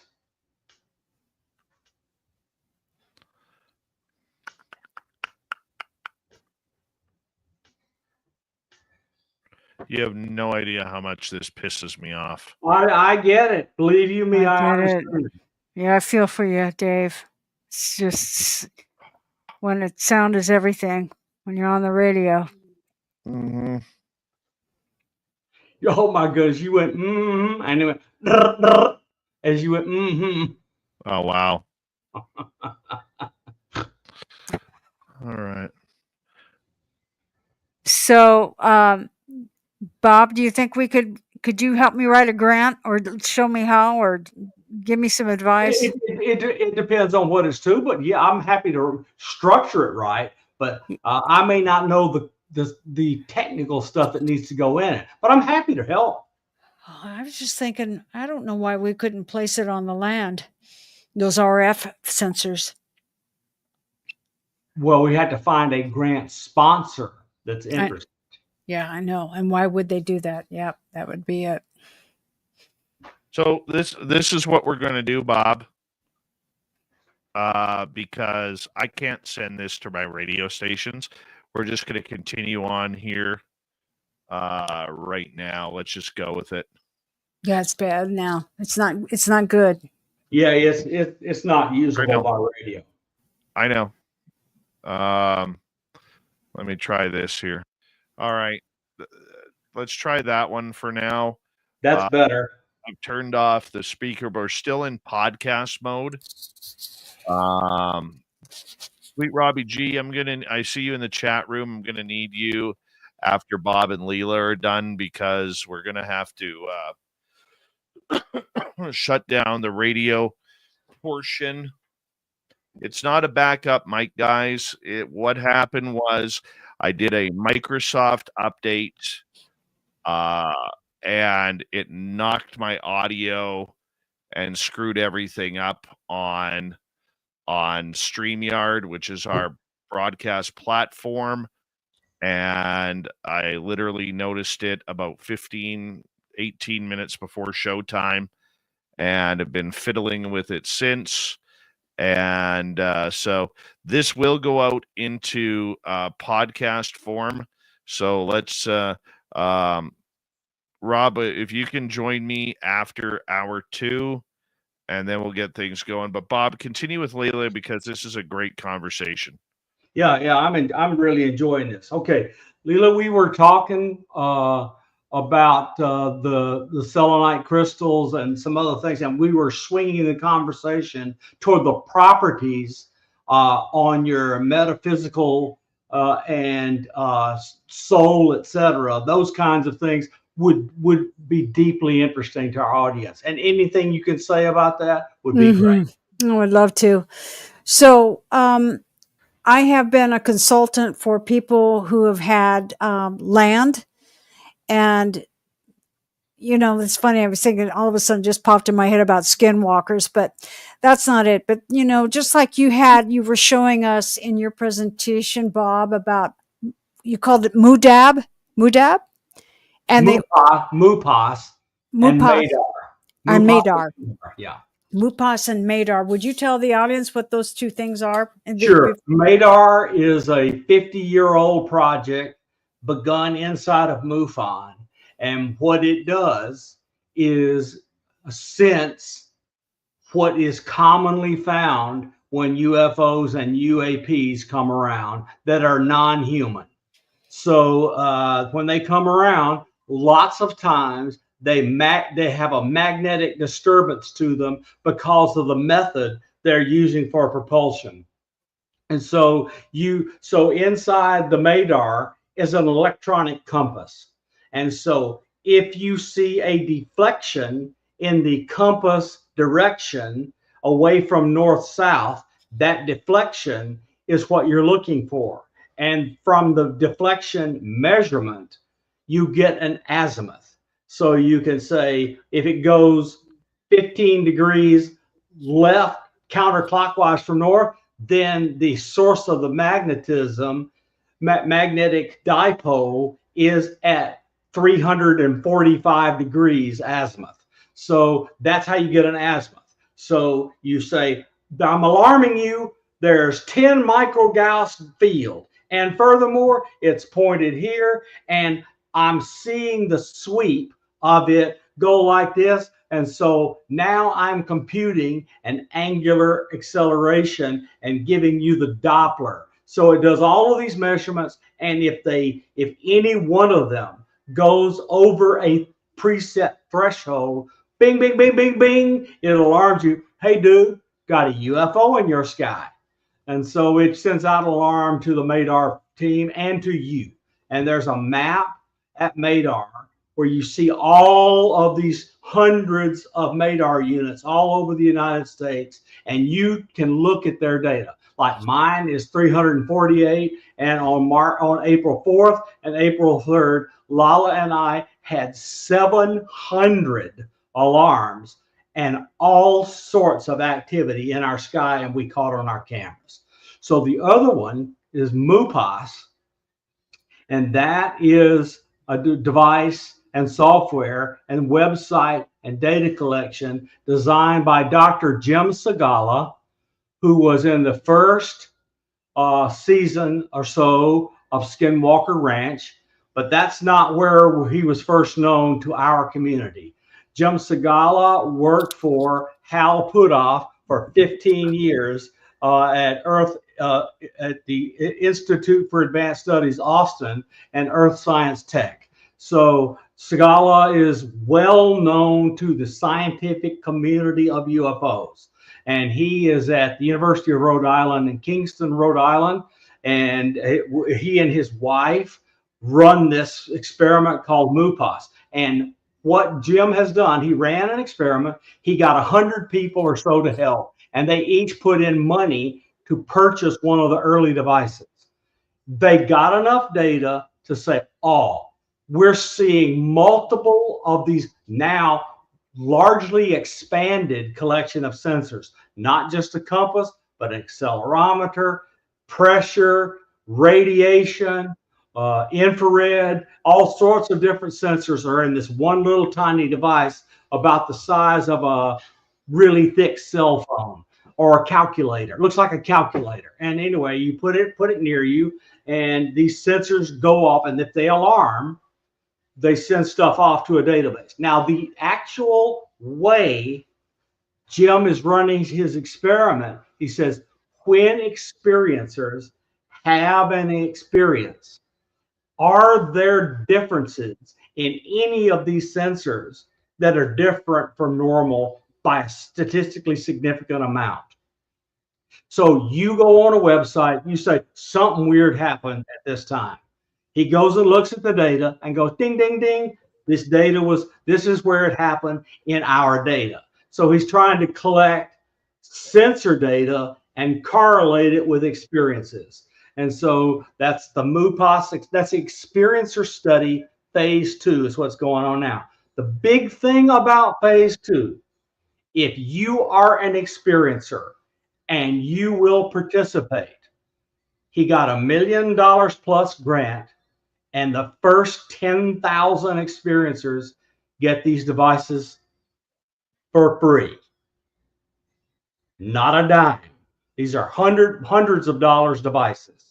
And you can spend a little more and get a radiation detector and a camera, which I think enhances it. And you can also get a software-defined radio, so you too can look for 1.6 gigahertz whenever something weird happens.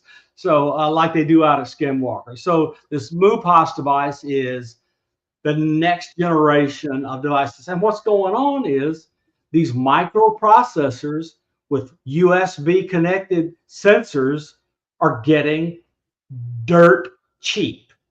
The entire cost is the cost of packaging and writing the software and collecting the data and maintaining the database. So MUPOS is great, and MADAR is 50 years of testing proven. So there's 2 devices that are there for experiencers. Don't buy it if you just want to have one so you can say you've got one. You really need to be an experiencer, so experiencer data is gathered. It's MUPOS and MADAR, and you can Google those things with Sagala, etc., and find them. And the MADAR device is like $240. It's not bad.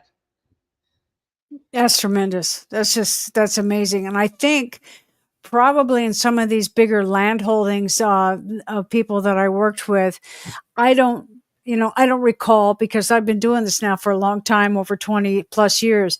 But what I did was consult with them to put up a beacon, which is a taller piece of selenite crystal, and then create a grid on the property of protection, because you can do that against, what would you say, just negative energy that's coming onto the land. Let's face it, it happens.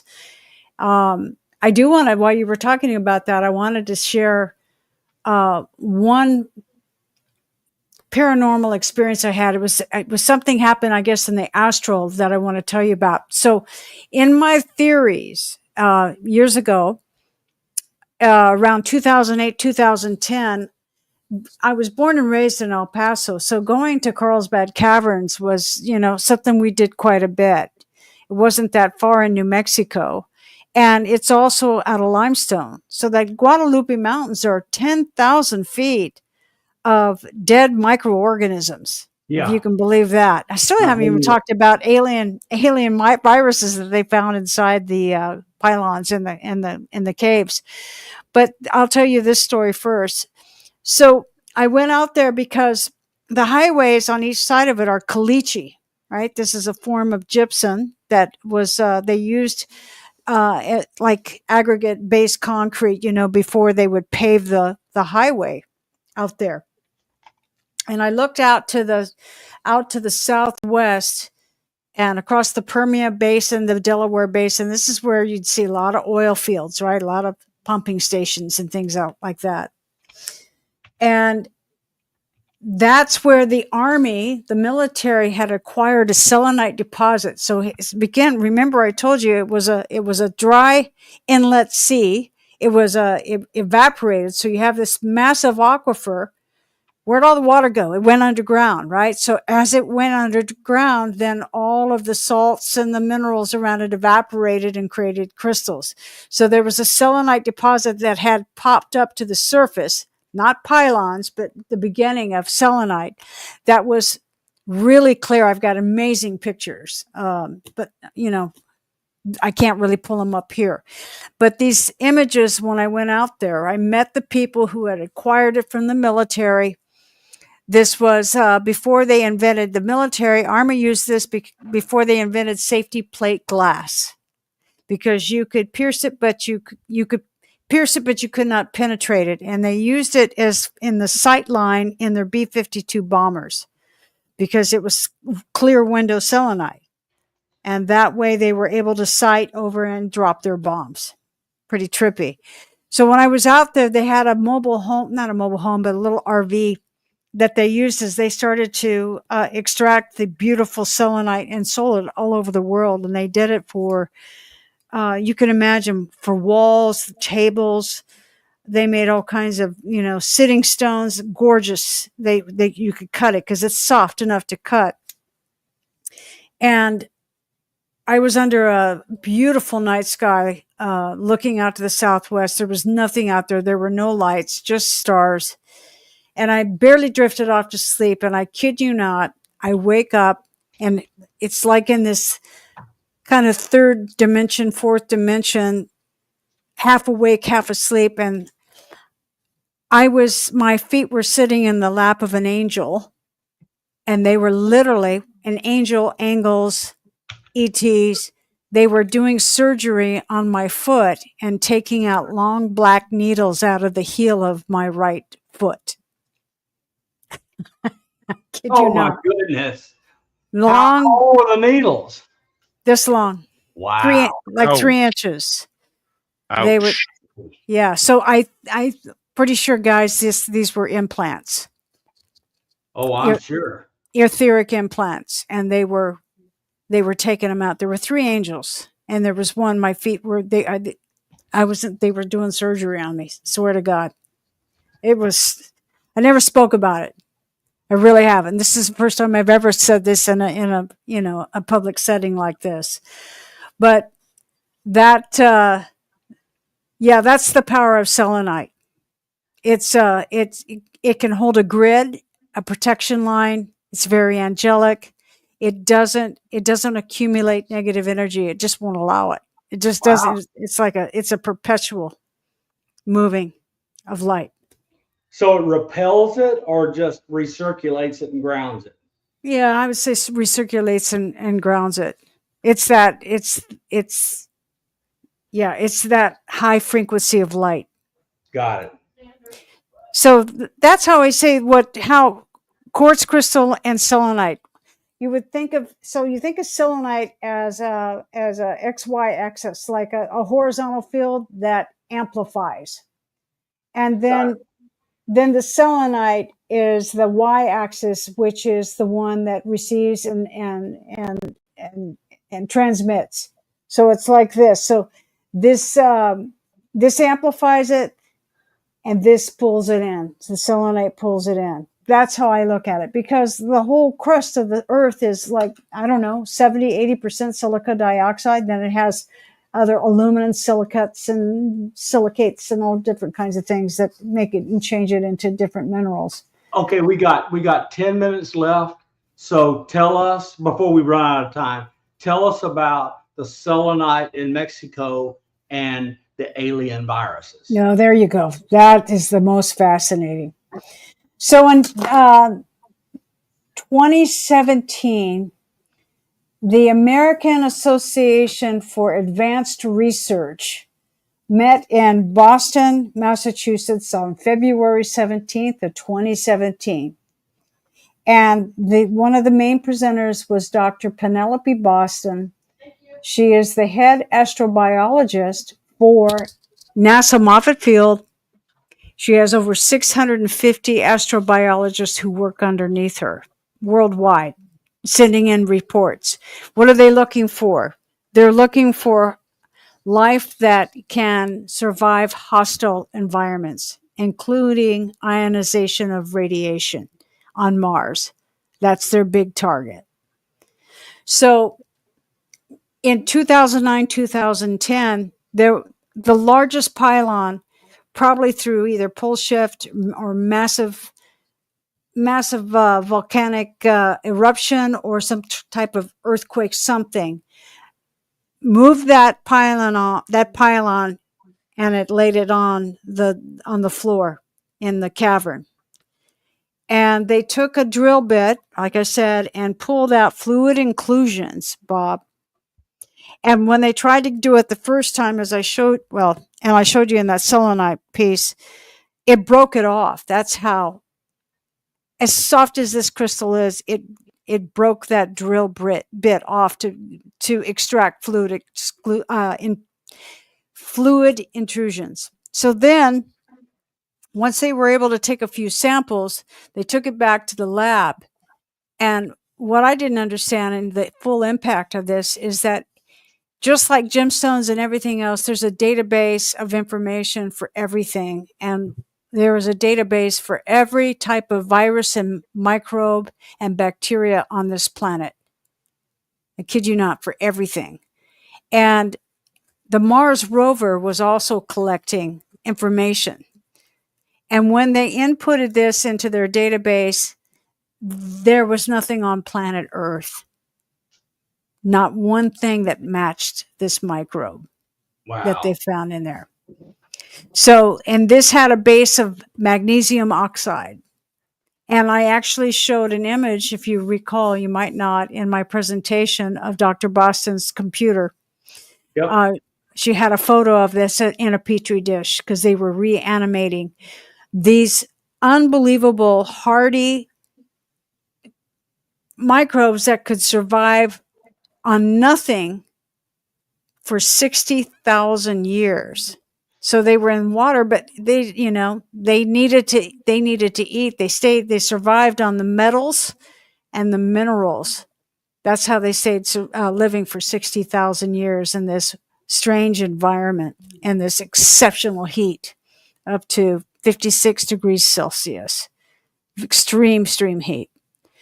So that was a mind blower, because I actually showed a reference book on alien viruses, and the whole Mexico's Roswell crash retrieval on August 6th of 1974 that crashed in the Chihuahuan Desert. When the military from Fort Bliss came out there after they extracted and stole the disc from the Mexican government and took it to Atlanta,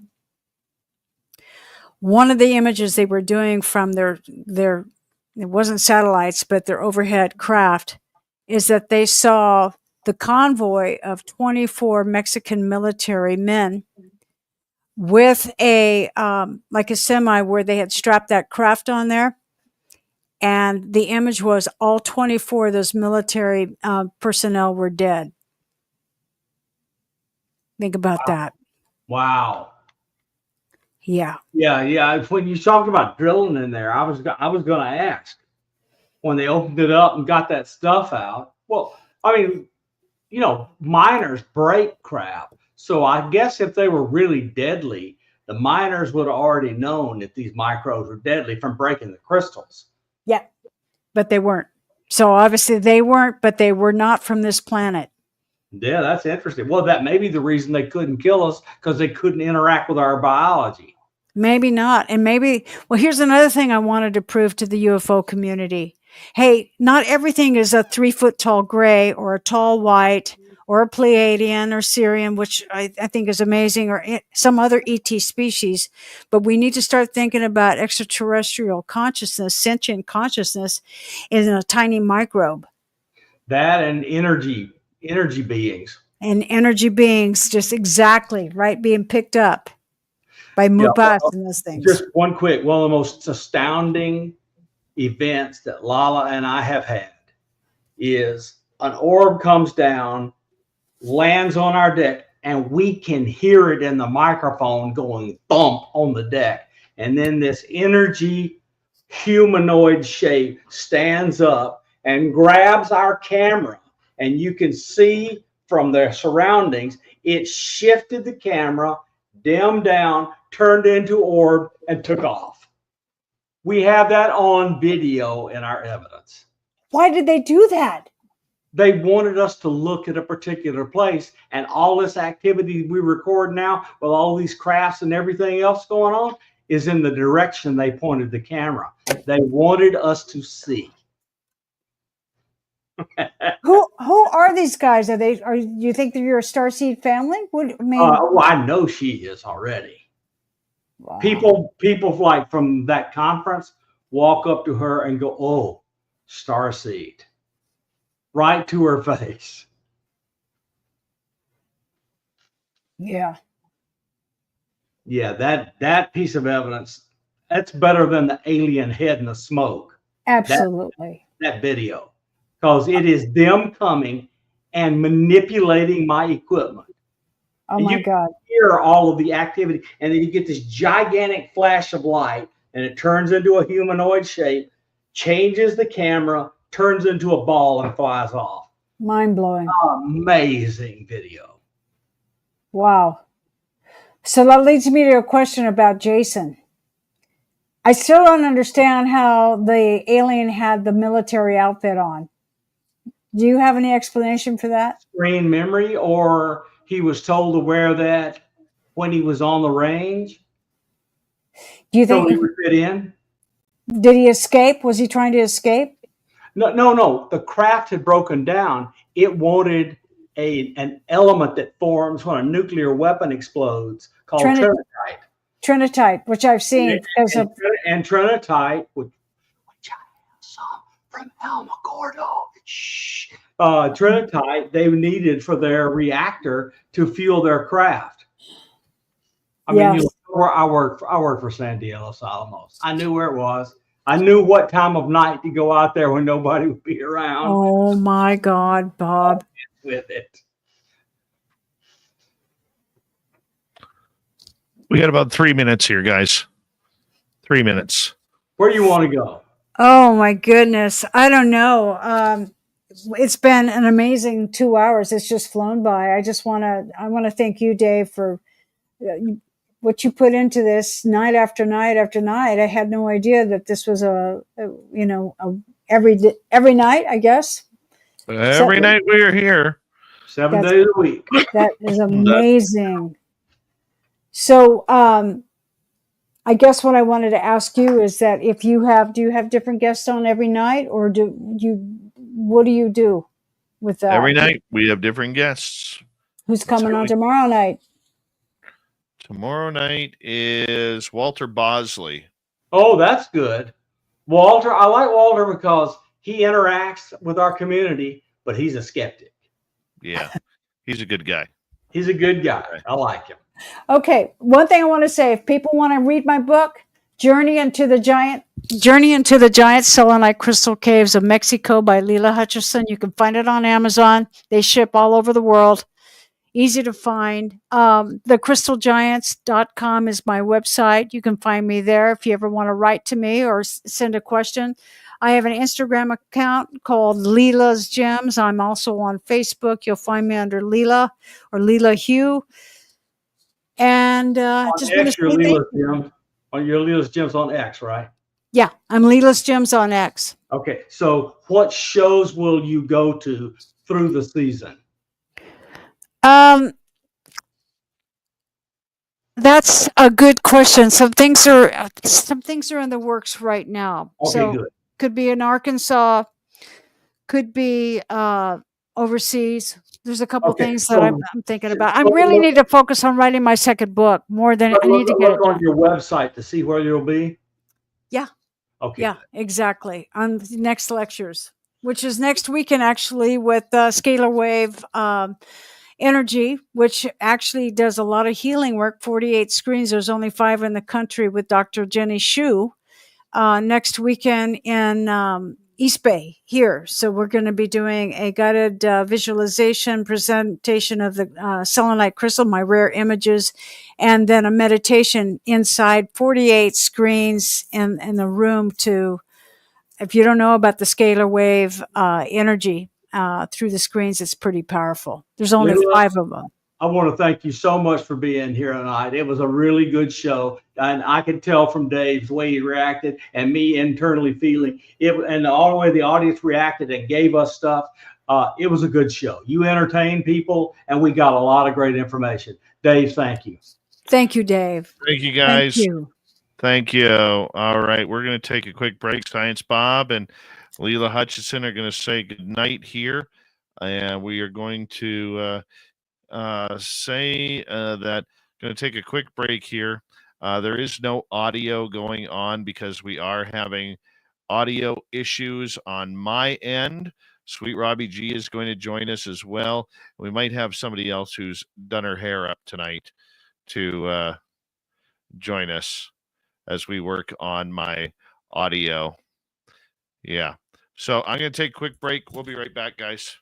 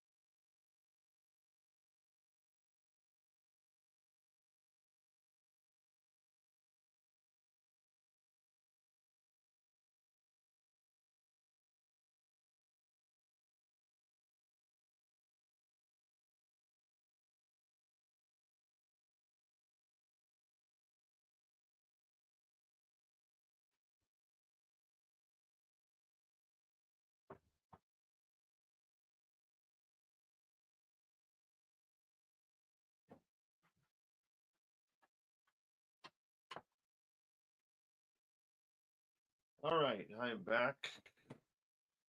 And let's bring Nicole in here. How you doing, Nicole? Get you to unmute your mic.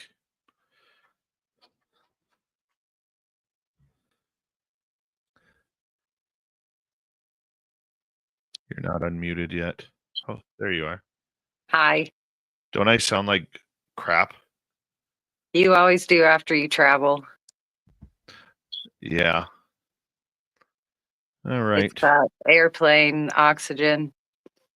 No, I had to do a Microsoft update and it totally kicked the crap out of my audio. So Rob's in here because he's going to be helping me out with this. So we're going to just run with this tonight. Is that why you sound quiet? I sound quiet. I sound at times it'll get robotic. My audio is not working from the radio show side of things, so it's all, kind of all over the place right now. So while we have you here and I'm tinkering with this, let's just get into some UFO stuff here. Robbie, yeah. you want to get into it with Nicole and I? Let's do it. Let's do it, buddy. All right.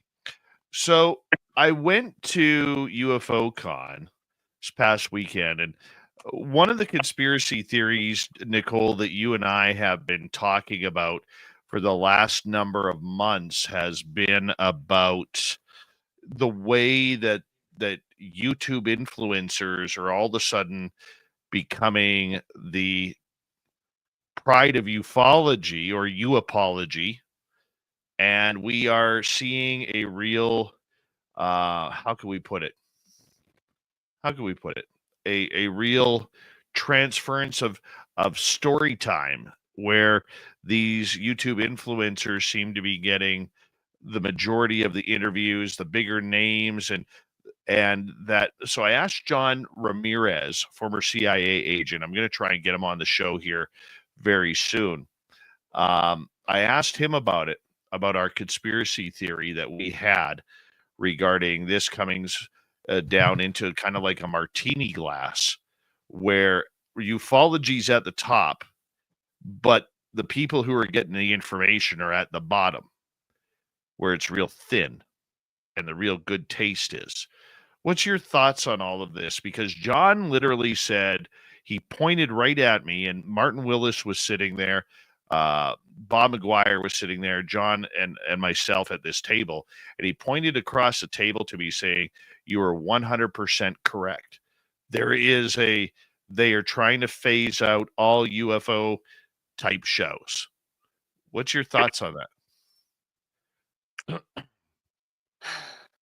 Where would you like me to start my thoughts on that? I mean, this goes back pretty far, but let's start back, because you and I really started noticing this.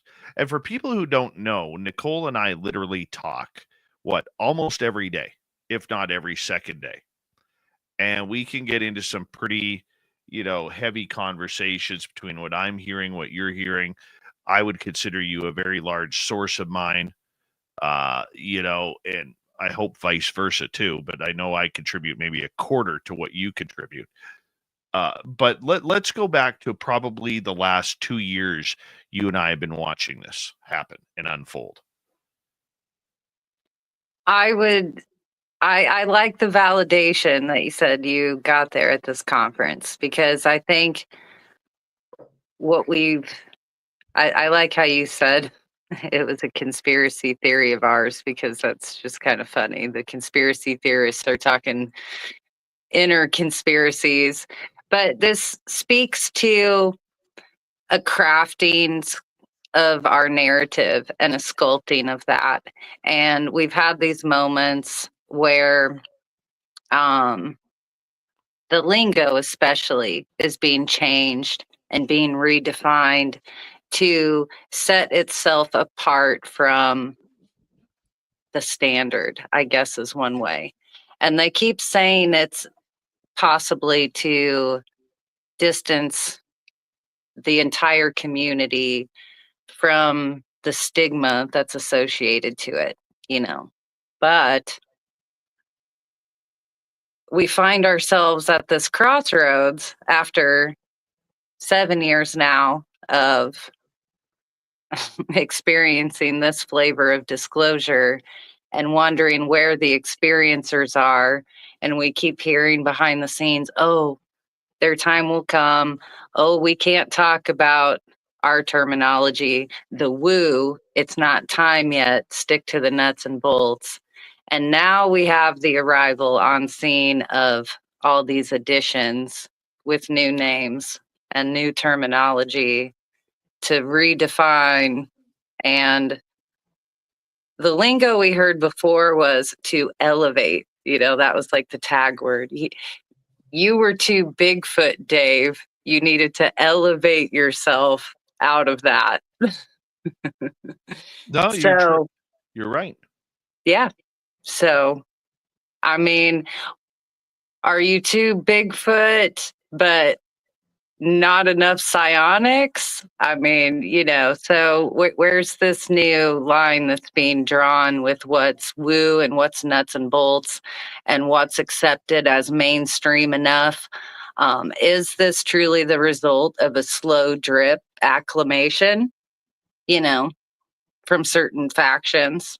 Not necessarily this YouTuber group like you were talking about. Like, why does it seem these mainstream people?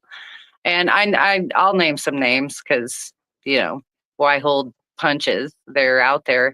But I think you're referring to people more along the lines of like Sean Ryan and Jesse Michaels, like just kind of boom out of nowhere. And all of a sudden they are experts and possibly authorities on this subject. And I know it's come up before where we've questioned people like our buddy Kurt Jamungle, or I call him my buddy, even though I haven't talked to him in a while. He sort of got sucked into this community. And yeah, he said, eventually, he said, it seems like leadership is just always dangling, that it's never really going anywhere. So, Well, Rob, I'm going to get to you in a sec because I know you got a lot. You and I have had conversations about this, and you've gone very deep with it as well. But one of the things I just want to quickly read here. Merrick von Rennenkampf did an article on the Hill with James Fowler from Skywatcher. Okay, and I want to get to just a little bit of this here. In regards to the whole standout regarding this. I'm just scrolling down here trying to find the system because one of the thing, and Rob, while I'm trying to find that, one of the things that we as show hosts get accused of, if we don't get Jake Barber, if we don't get Lou Elizondo, if we don't get any of the whistleblowers or any of the so-called new stars of UApology, okay, what happens is when we put it out there like, hey man, we're trying, we're being blocked on this, the naysayers come out and literally say, you guys are just whining that you can't get them and bigger channels will get them. You know, you're complaining that, you know, that you're not being able to get access. You probably haven't even tried. We've heard it all regarding this, you know, Rob, and you've heard it too. You know, what's your thoughts on that negativity being spewed back to when we are trying to get these people, they are choosing not to respond to anybody? Oh wow, that's deep. I guess it more so goes along with the story that you're telling about certain YouTubers being selected. You have to kind of uncover that in order for it to make sense to viewers on why those individuals aren't able to get booked on this show. Because is one to one. If we're talking about that being the issue, and essentially, you know, I don't know what else you can do. You have numbers. We know that you have numbers, you have contacts, connections. You can reach out to them. That's about as much as you can do. You can't force them on the show. But then there's a reason that they're making the decision that they're making, and it could be as simple as the entire YouTube conspiracy that you're talking about? Well, here's the interesting part because the YouTube side, Nicole, this will be news for you. The YouTube side, because the other day I was driving home, and normally when I drive home from a flight, Nicole and I talk for like 3.5 hours, and she had her phone off. And I was like, you, Nicole, ruining my drive home.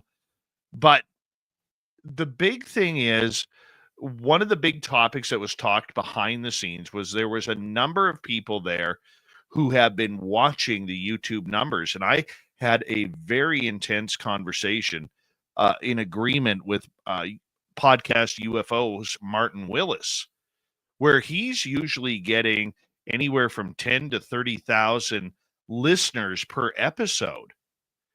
And his shows have dropped by viewership have dropped by almost 2/3. And he has talked to a number of other YouTubers who have seen their show numbers and their video numbers drop big time too on this subject. Carl Crusher, who we had on last week, had his numbers dropping as well. Yet certain people with the bigger channels are seeing their numbers increase talking about UFOs. Now, according to Martin, a couple of people that he talks to have actually gotten in touch with YouTube to say, what's going on? Why are my numbers going into the tank here? And YouTube's answer was, there's nothing going on. Your numbers are fine. There's no shadow banning going on. There's no nothing. And I find that real interesting, Nicole, because to me, it adds to the conspiracy of it all. Where, let's say, somebody like Chris Ramsey or Jesse Michaels can put out a UFO video, get 500,000 to 1 million plus views, yet every other YouTube channel that regards around UFOs seems to be going downward in trend. That's interesting.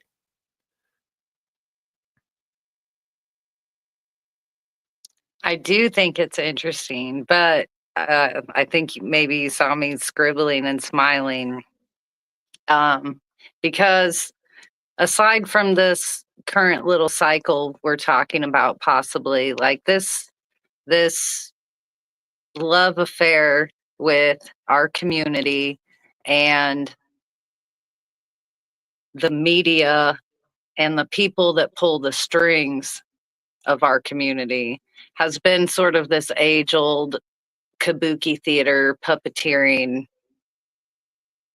show. And I say that because, especially when we're talking about government related people, whether they're alleged whistleblowers or informants or UFO friendly investigators, it seems like they'll attach themselves to that current climate of media, whether it's film or television. And now we're seeing like a reboot of it in social media, which is the new cycle, and it will continue. I find it very interesting, though, that recently, and I don't want to sound like I'm picking on Skywatcher, but in your opinion, Nicole, are we looking at a To the Stars Academy 2.0, except this time they have funding and they have the money backing them that Tom DeLonge's group did not have? Because I remember having a conversation with Lou Elizondo, and after he left the TTSA, and one of the things that he stated point blank was their biggest mistake, or one of their biggest mistakes that they made publicly, was that they kind of shooed away the UFO field. They believed it was too woo. They believed the story time wasn't going to help move the ball forward. It wasn't nuts and bolts enough. There were too many people, trying to dribble out information, and that information was wrong. Whether it was your boss and my mentor, Grant Cameron, or Richard Dolan, or many other of the names of the time that were out there, they had every excuse. And Elizondo stated that that was completely wrong, that they pretty much bit the hand that fed them. And now, 8 years later, we kind of see Skywatcher doing the exact same thing, where they are coming out publicly stating that they really don't want to be a part of ufology. They don't want the UFO world's help. They are wanting to do it alone. They want to be able to do their own experimentation, which is fantastic and fine. They're more than welcome to. But these are the people who are going to, help you reach for the stars by carrying you on their back. And we seem to be right back into that cycle where, scientist Rich Hoffman said on this show, he wishes UFO people would just, and experiencers would just go away and let the scientists do their job. That is also an age-old dance within our community. It's, I think the common terms we use is that's the nuts and bolts and the love and lighters or the experiencers. It is two very distinct groups and how they think the UFO issue should move forward, So we've also seen this sort of switch importance lately with psionics coming into the scene, which is something, like you said, people have been screaming this for decades now, that there's this consciousness aspect. It's more than just the nuts and bolts. There are things like remote viewing and the psychic spies that are tied into this community. And, then that takes you down dark rabbit holes like MK Ultra and things, that nature.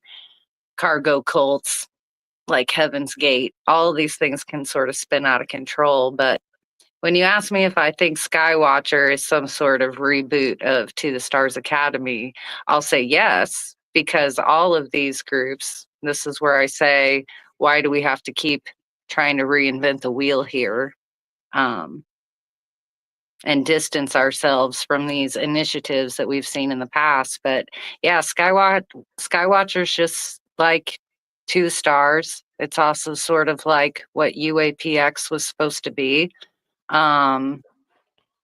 It's, in my mind, they're trying to rebrand HEIS and CE5 and that initiative that we saw through the early 2000s. And so, that makes me a little salty. I haven't seen anything that they've put out that our friend Melinda Leslie doesn't capture nightly on her skywatching tours. So, yeah, I don't like when our community is brushed aside and hardworking individuals' work that has been around for decades is just disregarded, like it can be rebranded as somebody else's. So, those things are a little infuriating, but it's also sort of like this cycle of the reboot, this one-upping of the game. They're coming ready-made with built-in media people that are camera ready, that want to be boots on the ground, that do have funding, but there's similarities. The funding seems to never be enough. That's like going all the way back to the advanced theoretical physics group. That was one of their main things, is how can we get more funding? It's always funding. And eventually that leads to how much funding gets divvied up to where and what might be more important than something else. So, and then it seems like there's a breakdown in any scientific endeavor that's supposed to happen. And then, like TTSA, for instance, became TTS and an entertainment company. So, will Skywatcher become an entertainment company? And are we going to have another version of Skinwalker Ranch on our hands? Rob, what's your thoughts? The way I look at it is, I think what we have to do as a community, looking back at it from 30,000 foot view, is I think we have to understand that whatever the answers end up being, they're for us, and regardless on what side of the issue you're on, skeptical or non-skeptical. So I think in us versus them mentality, I think we should find a way to kind of put that aside and work together, because a perfect team for me is going to include experiencers, is also going to include people who are skeptical of the subject working together on the same team. So I think we should try to reformat the way that we look at this. Now, I'll say this from and I've said this back to when Lou talked about blowing up ufology and the way that that was taken. I think it was taken out of context, because I think what happens is when we do the we thing, we're a UFO community, and that consists of true experiencers, that consists of people who are searching for the truth daily, but then it also includes a group of people who are not telling the truth at all and who are walking around telling lies. So if I'm trying to get to answers and I'm forming a group, excuse me, do I tap into a group that I know has a high percentage of embellishers and people who just aren't telling the truth? Is that worth the time it takes then, rather than sitting up and collecting new data and processing that data?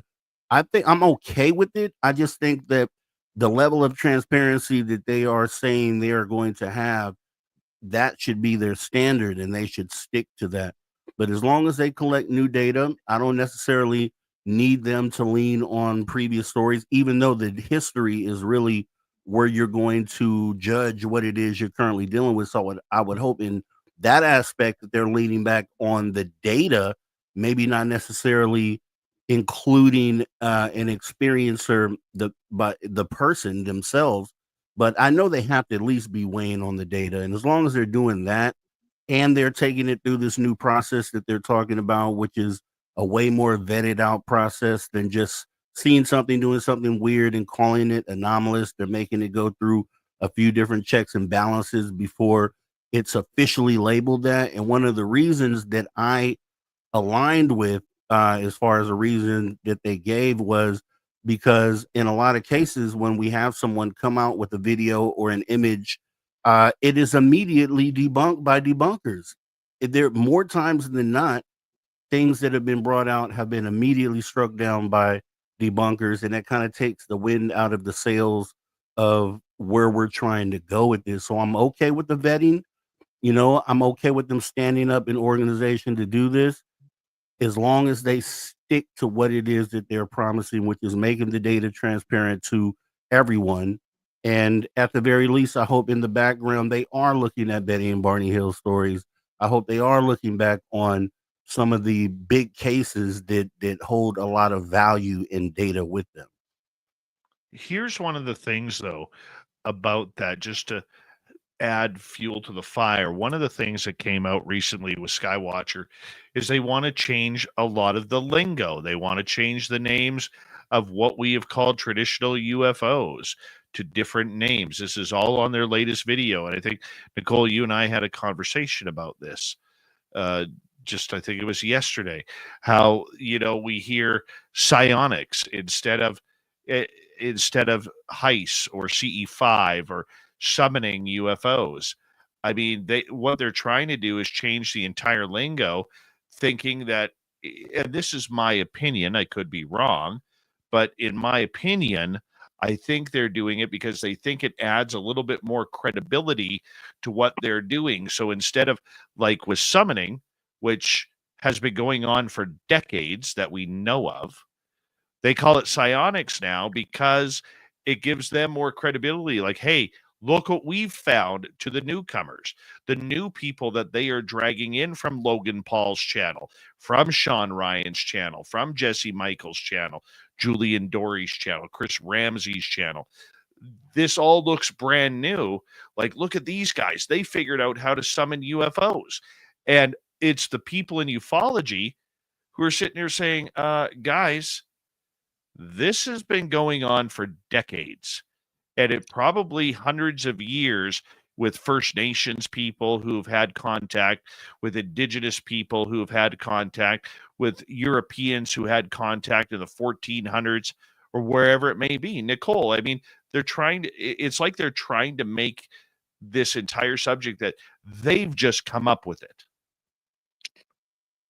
Well, I know you're just begging me to say it. This is sort of like a symptom, possibly, of being a 2017er.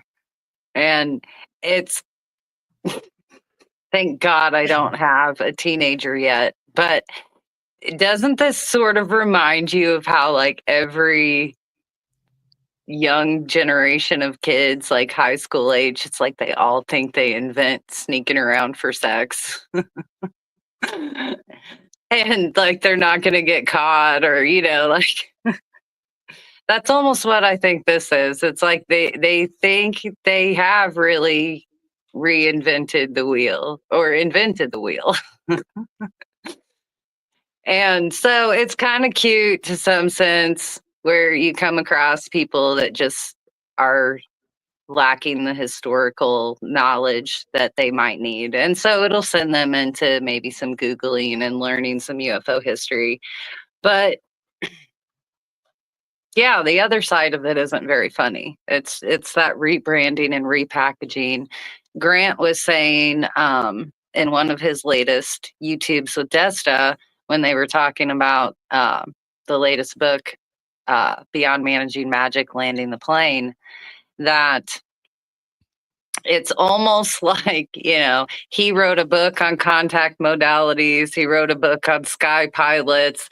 Other important researchers have been digging into these aspects of the phenomenon.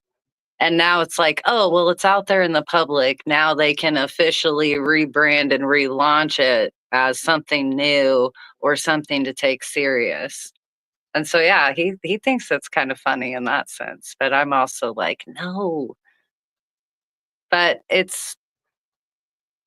he followed that up with saying it's doomed. Like, they're never going to get what they want when they're going to ultimately try to weaponize this. That the phenomenon allows itself to be revealed, and it's not going to allow for disclosure to unfold that way. Whether it's getting access to a craft by summoning it, or capturing one, or being able to figure out a crashed one, whatever these scenarios are. And, I tend to go to the mentor who is, at the time of the Sky Pilots book, it was something like 35 experiencers, pilots, all sorts of different backgrounds that had allegedly piloted these craft. And summoning, honestly, in some of the interviews that I sat in on, or what I've experienced with people out in some of these contact groups, Heist and CE5 groups, it's rarely that they call it summoning anymore. That's almost an older school term even. So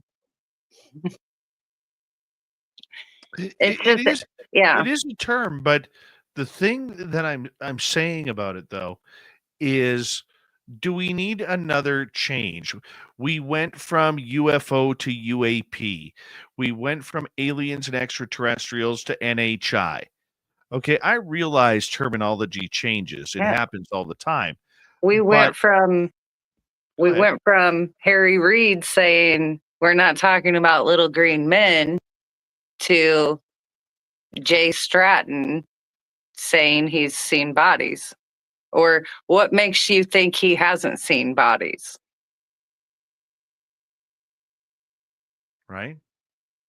And, that in James Fox's film, the Kingman crash was brought up in that. And now all the hubbub is that wasn't a crash, it was a landing. And that those beings got out and walked away. So now what's all this talk about beings? I mean, Jason Sands talked about a blue guy. I mean, apparently we're not talking about little green guys, but now we can talk about these. So, or non-human intelligence, NHI. Thank you very much, David Grush. Do the terms need to really change? No. They'd say they do, to distance from the giggle factor, but when it comes down to it, I mean, are they going to call them tarantuloids and reptilians? Do we want them to? Rob, what's your thoughts?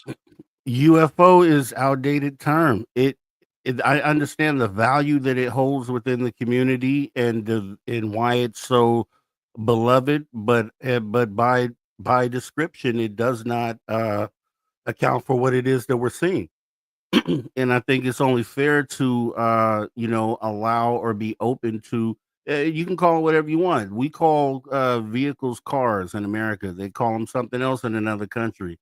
We're all talking about the same thing, so I don't know that it really matters the terminology that's being used, as long as the knowledge is there of historical data, as long as the practice is that you lean on historical data in order to assess what you're currently looking at today. I don't care what you call it. I really don't, because at the end of the day, we're still moving towards getting the answers that we need. And it may not happen in any of our lifetimes, which means in 100 years, if you're mad about UAP, imagine what they're going to call them 100 years from now. You won't want to hear it. And it's another symptom of getting older and not being okay with the changing tides. And I think that ends up being a big part of it, because we know that ufology, the original players are up there in age at this point, and they're stuck in their ways, and that's just how older people are. I'm getting up there too. I feel that, playing out with myself as well.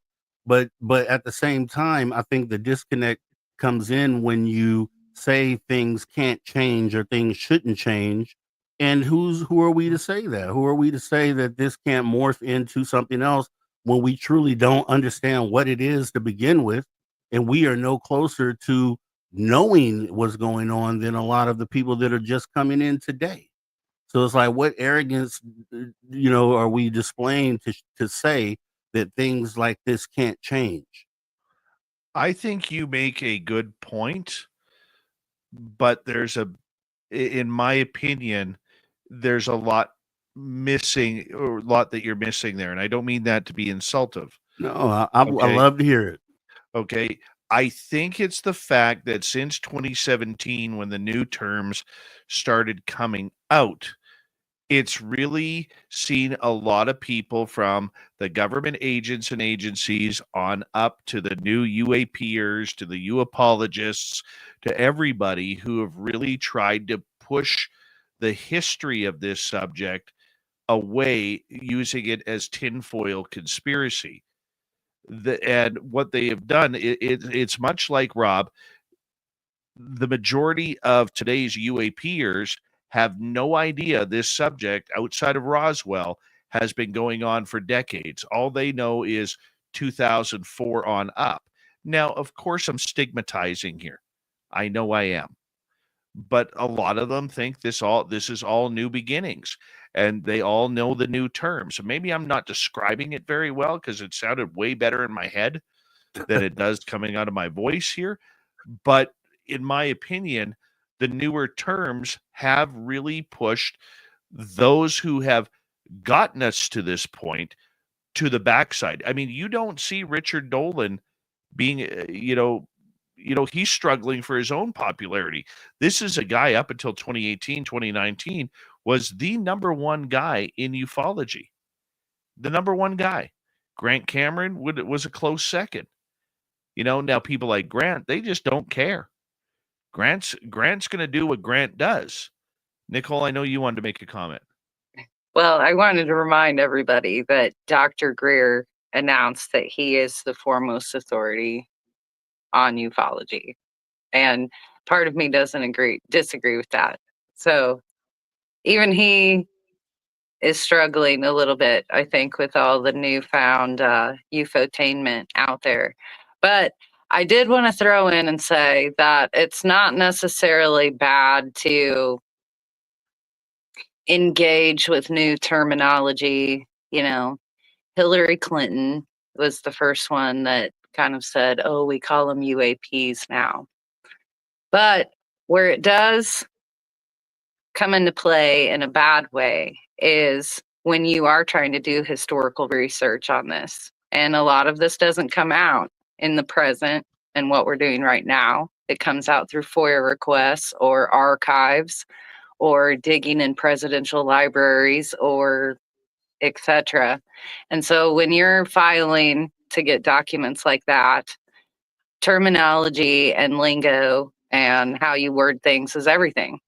Because if you are searching for UFOs and it's a document where it's all written as UAP, then you're not going to get anything that says UAP. You'll get all UFO, and vice versa.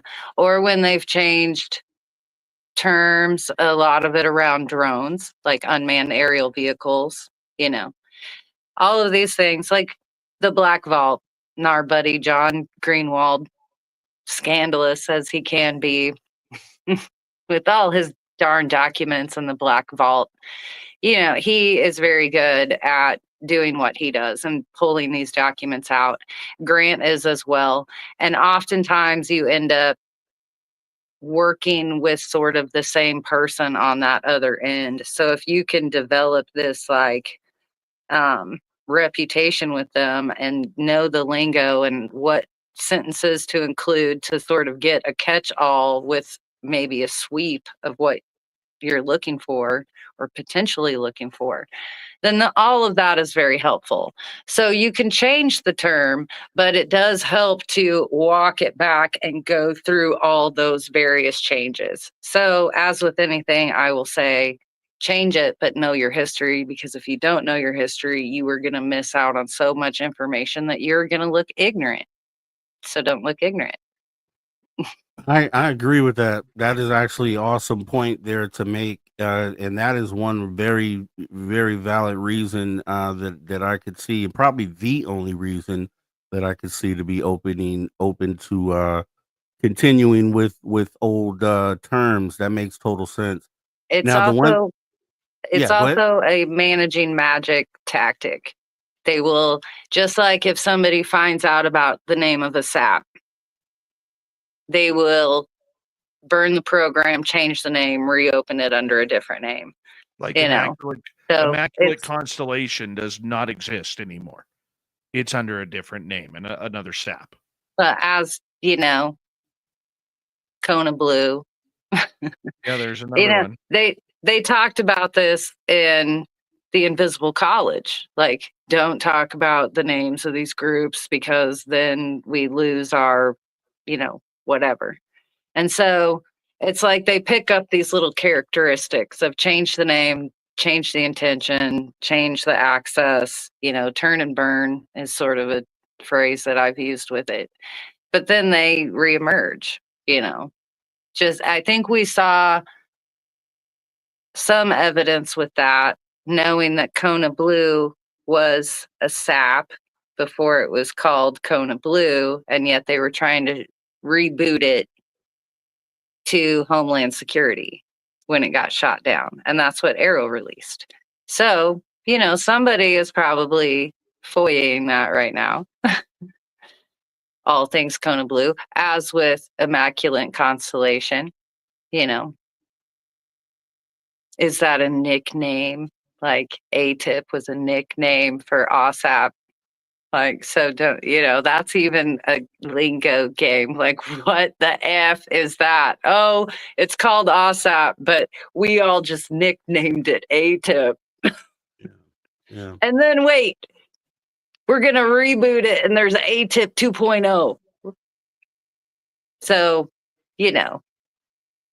to me, that's managing magic at its finest. That's what this is. That's what they do. It's part of the cycle. Well, let's not forget too that John Ramirez, by the way, did say, I asked him point blank this weekend if Lou Elizondo ran ATIP, and he came out point blank. He said, Dave, I was sitting at a private dinner with Lou Elizondo on one side, Jay Stratton on the other. And yes, Lou did run ATIP.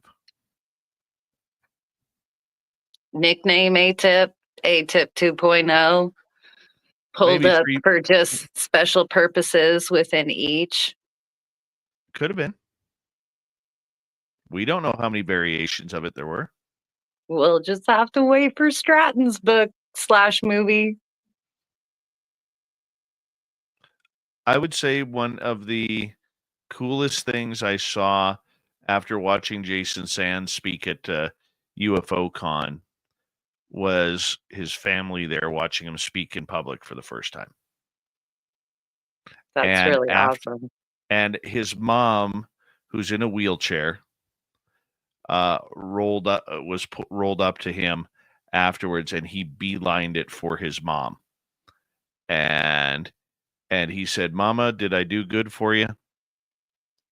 And she told him how he sounded brilliant up there, and she was so happy for him.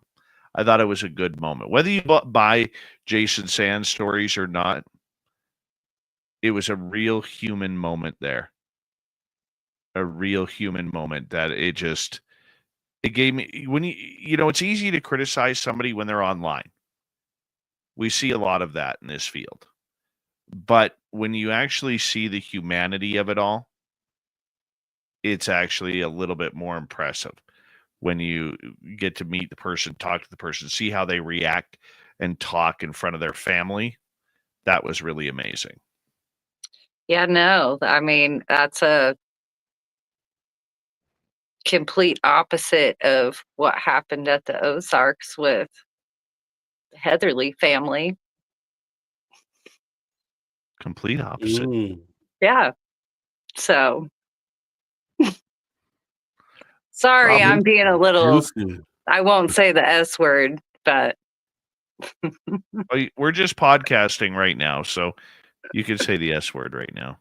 oh, sorry. Is that why we didn't take a break?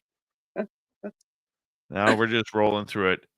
We got Rob and I got to figure out this audio thing here in a few minutes. Is it? Yeah. It doesn't sound bad to me. You haven't gone robot. It's just quiet. Yeah. Yeah, I got my butt kicked on this. Rob, questions for Nicole? Let's see.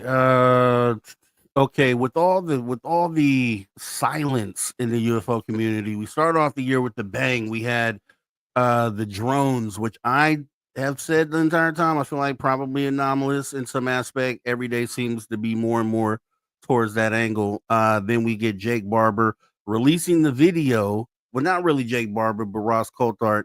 And we found out immediately that the video was not connected to Jake Barber. So for me, and I talked about this earlier today, I feel like that there's a bigger shoe that is waiting to drop in connection to that video.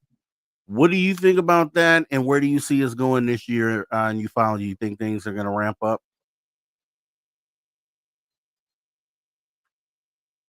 I think the inner community, the longtime community at large, is sort of at a stalemate.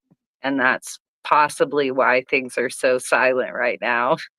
I think there's a lot of frustration with the alleged leadership and how fractured it appears. And if it's not as fractured as the community thinks it is, I wish people would come out and start talking. But I also think that's a pattern we see with these groups that try to push it out every decade. They eventually end up turning on each other to some capacity, even when there's good intentions of, what should happen. That's why you end up with some of these bird members that'll say, "Oh, I've known so and so for 40 years and he's this and that and this and that," and list off all these wonderful things. And then they'll turn around and also list 40 years of bad stuff that they know about that person as well. So I think these things will play out. I think there is a lot of good intentions. I just don't know if they necessarily understand the magnitude of everybody that's really behind them. You A said lot of these leadership. people just seem to pop up out of nowhere, but then you find out that they've been kind of lurking for a while. You know, David Grush lurked for a while. Jason Sands lurked for a while. Yeah, it's almost like what are they what's the litmus test all about? Who are they forming those bonds with, you know? You made a great point when you talked about leadership. I'm assuming you're talking about leadership, and if you are, it could explain why a lot of people are more reluctant to make moves right now. I even talked about whistleblowers, being that they already receive so much, have to deal with so many repercussions, that they probably would be even more cautious in a time right now where it seems that leadership will definitely go after you for not doing the things that they want you to do. And then outside of that, it's just the way explanation we got on the whole drone thing, how it was written off pretty much immediately. It just makes me feel like they're probably, at least for the term of this current leadership, that we may not end up even breaching the UFO files. Do you feel that way? Do you think that even in the next, because truthfully, I think the next administration is going to do the same thing. Do you feel like that will ever be a day where we will see UFO files released from the government? I think we will start getting stuff like Project Blue Book. They've promised that for a while. Like Arrow's putting out historical stuff. Like they're taking that aspect of it seriously. Now, is it arguably not complete, like what they're digging into or through? Yeah, I would say that. But yeah, they've been dangling the release of Project Blue Book for a while.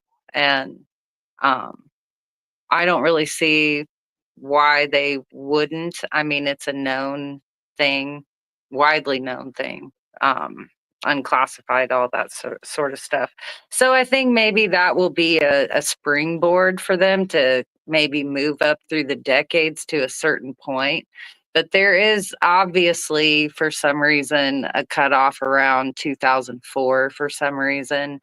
You back that up a little bit, and friends of the show say 1996 is brought up a lot. 1997, that's the Clinton years. That's when Clinton was boxed out, and he was essentially told as a president that he didn't have the need to know. So, Mm. you know, there's certain elements like that where if you're talking about executive branch or a president coming out to a podium, like I've never thought disclosure would go down that way. And in the wider umbrella of if we really are bringing psionics into this in a serious way, as to elevate the consciousness connections with UFOs, that's murky water. That's when you start getting into this consciousness element has a spirituality side to it. And our government is never going to dictate something that's spirituality based, even if there's magical science to be exploited out of it, you know. I was thinking What about are they this going to one say? time. We captured an Ezekiel's wheel, Yeah.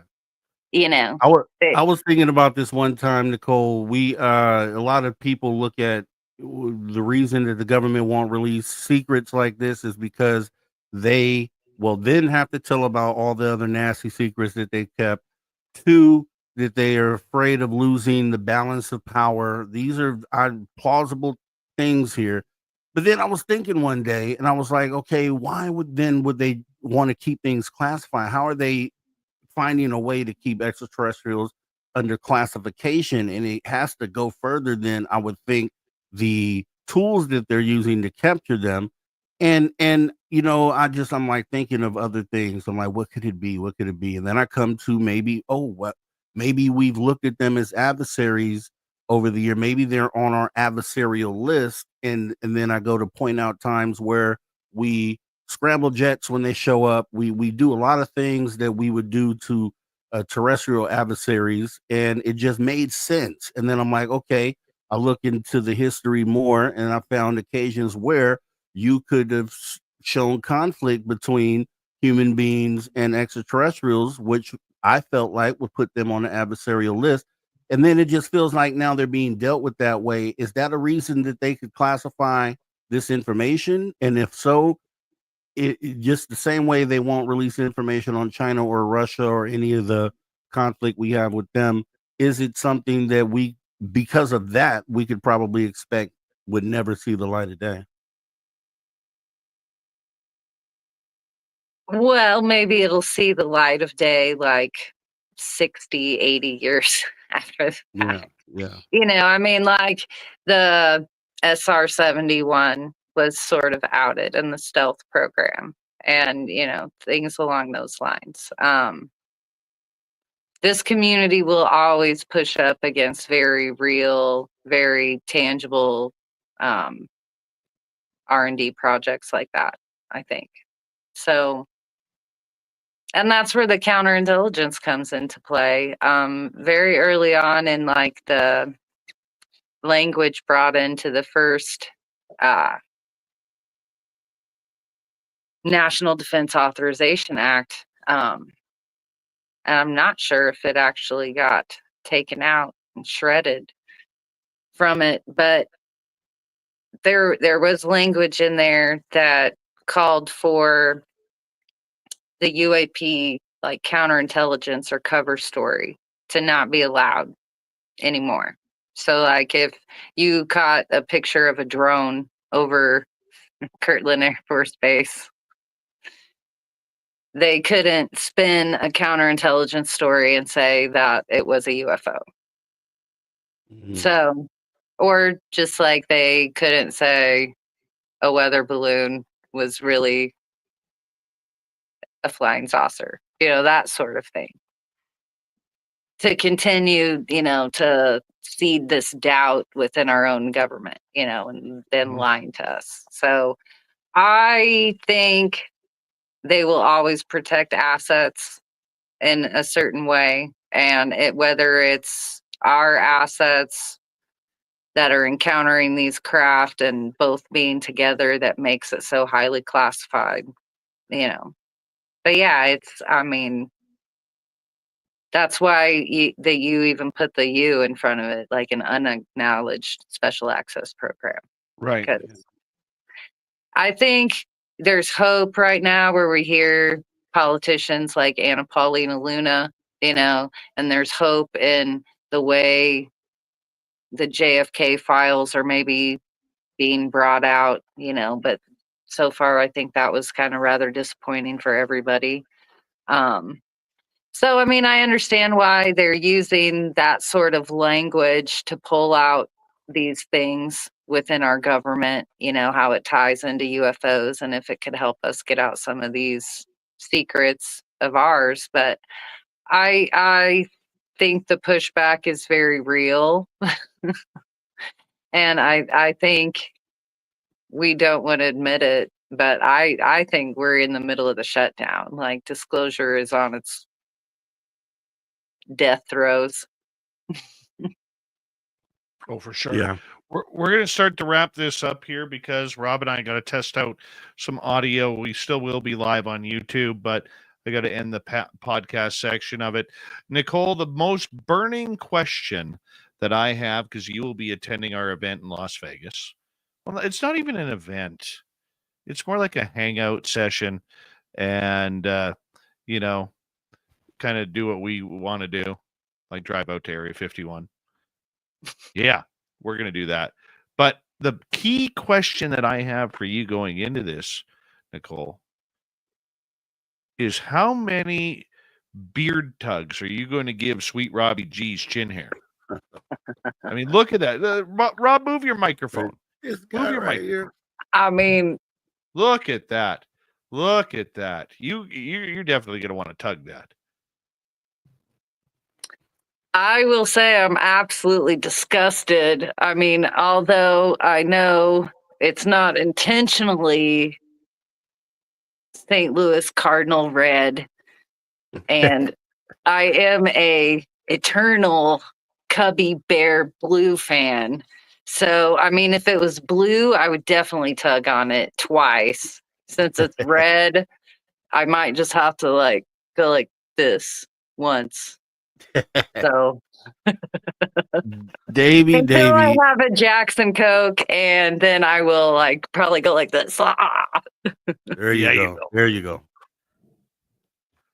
I tugged it in Reno. I'm not gonna lie. I tugged it a couple of times in Reno. You had Do to you tell all always our have it business, red, Dave. Rob? Yeah, I always have it red. Yeah. And It I'll matches let my you tell skin me tone. why. I'll let you tell me why when we're there. And the best, I'll save it. And the best part about Sweet Robbie G, when I tugged his beard, I was sober. Dave, you Why? telling all our business, man. Yeah. So, Dave, when you do what you do and Mhm. crafts appear, do you call it summoning? Yeah. Yeah. Where did you pick up that lingo? There was a guy in California who used to do it. His name was Robert. Last name started with a B, I believe. There was a guy in Vegas that used to summon, and he would do it online and do the skyline and Yeah, his name's Random Gee.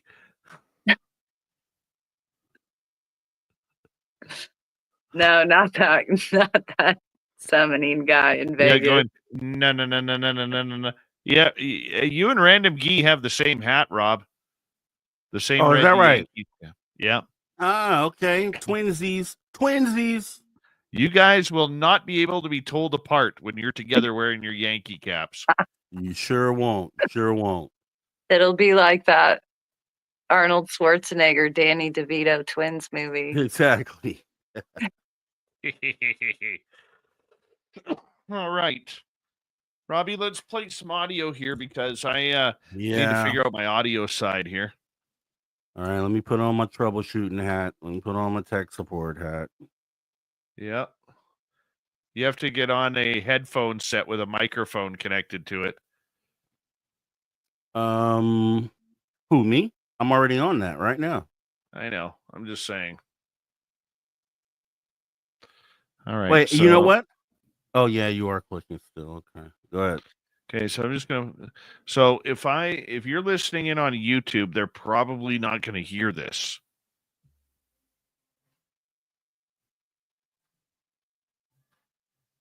I don't hear anything either. Okay, perfect. So if I go here, tell me when you hear it.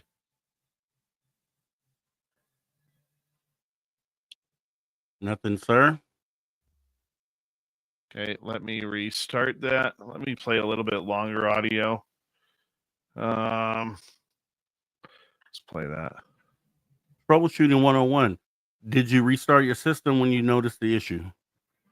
I did restart my system a couple of times. How do you hear that part? I just hear you talking and clicking. I didn't hear anything else. Okay, how about now? No sound.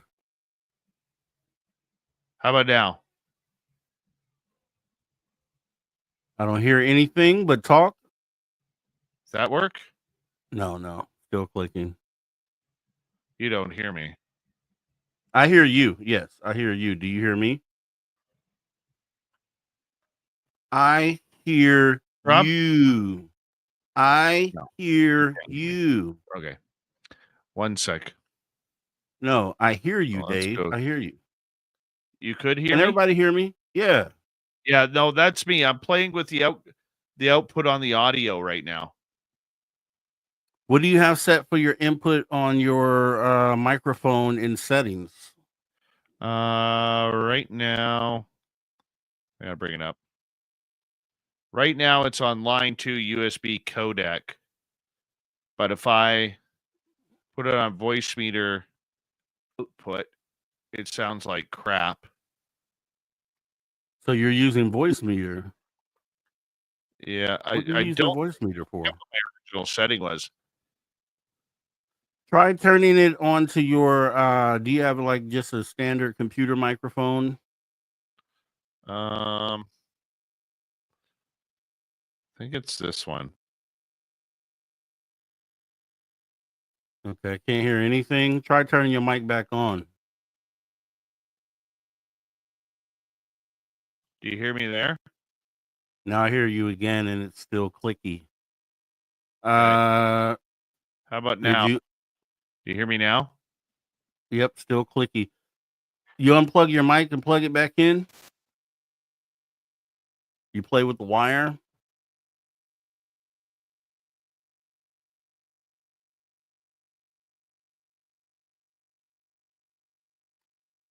You got to set it back to your mic.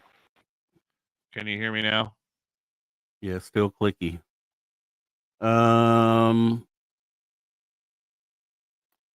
And what do you use? Are you, let's see, if you're going mic straight into StreamYard, Yeah. try, do a browser, try refreshing your browser. The show will stay up. We'll just have to wait for you to come back. Yeah, because you got control of it right now. Yeah. Okay. Let me do a reboot here. Yeah. We'll be waiting. And this is where I take over the show. Let me see. I'll be right back. Yeah. All right, guys. So Dave is going to go ahead and try to fix things on his end. If you can hear me loud and clear, let me know by putting a thumbs up in the chat. And Kim Jellin is asking the question. Maybe we could answer that. I agree too. Hillbilly Herb, Mike Driver update. He should probably, he can't hear us now, but he should probably check his Windows updates. Do a check for updates. Click it a couple times. See if you get anything, any updates to come through. The restart may resolve this. Let's see. Let's see here. What else do we have? Adam B in the building saying, "Yay, Rob, glad to see you. Glad to see you, Adam B. Appreciate you. Appreciate you hanging out after the show with us." Wait, so do earth crystals attract UFOs? I don't know. I've heard that. I haven't got fully into the crystal side of it. I know I talked to Karyn Hill, I know she's maybe still out there. There are some energies that end up going along with crystals, and maybe there's something there. We do know that we're linked to these things through consciousness, and that is a form of energy. It is the energy that powers this universe. So I could see other energies as being ways to at least get their attention. I could see that. Tim Osman, send us a ditty, Rob, for audio purposes. Let me see. What do I have for you?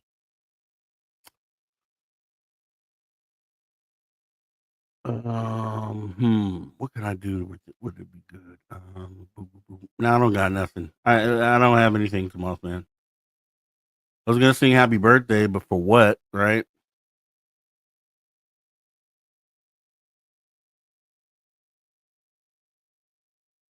Let's see. Somebody's okay. Let me bring this up. Choose Heretic. So it's kind of shocking, pleasantly surprised that Stephon Burns posted the Elon satellite reentry problem. I heard that he has a Tesla up there in orbit. That's what I heard. A Tesla with a dummy in the driver's seat that he launched out into space like 7-8 years ago or something like that.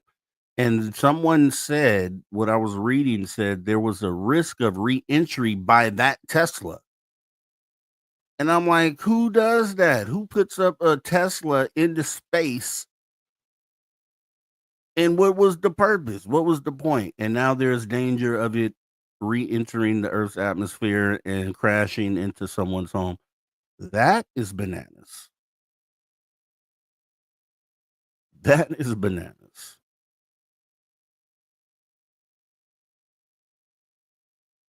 Nah, we don't like the. Were you trying to say Niners, Linda? Please tell me you weren't saying Niners. Please tell me you weren't saying Niners. Please, please, please. Adam B will launch his car if he could. I hear you.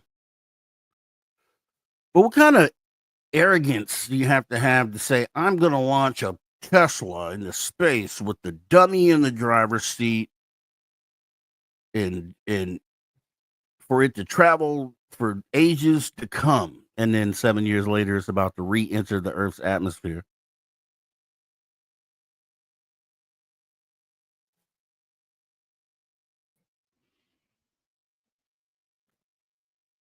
I see you. Can I hear you? Hi, I'm Dave. Dave is clear. Okay, but the question is, do we Oh, have... no, you're not. Oh, my God. No, you're not. I'm not clear? No, you're clicking again. Okay, let me try this for a second. How's that? I'm still clicking. You're going directly in. Why'd you have voice meter open? Is there any reason you're I always using have that? to have voice meter open because voice meter is my internal that moves everything across. So maybe it's your voice meter. I had a problem like that before, and it was in that chain. It was in the chain in between my mic. Testies, 1, 2.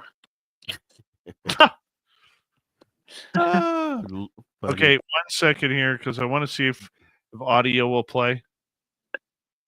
Because I'll have to get Chuck in on this. He knows the system. Open up the door today.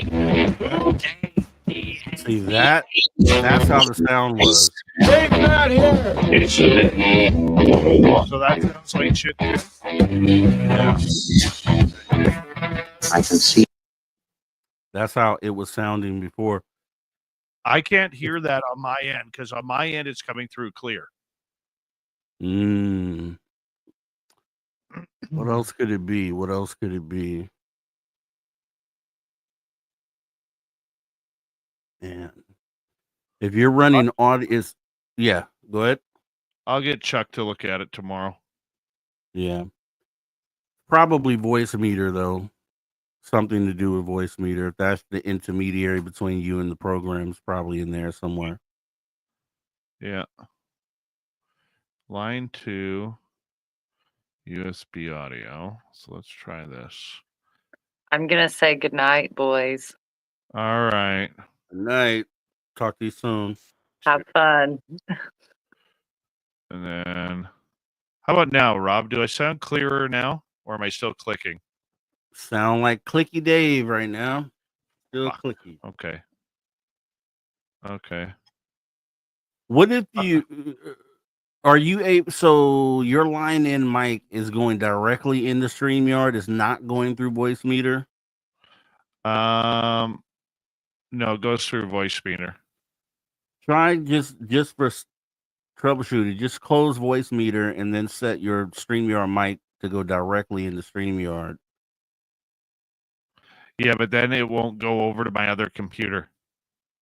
Well, for troubleshooting, you don't need it to Like right now. Right now, I'm not going to have audio. Testing 1, 2. Can you hear me? I can hear you. Hear Still, I can hear you. It's still clicking. You probably can't hear me. I was able to hear you. You just couldn't hear me. Yeah, I couldn't hear you. I'll just get Chuck to look at it for tomorrow before the show.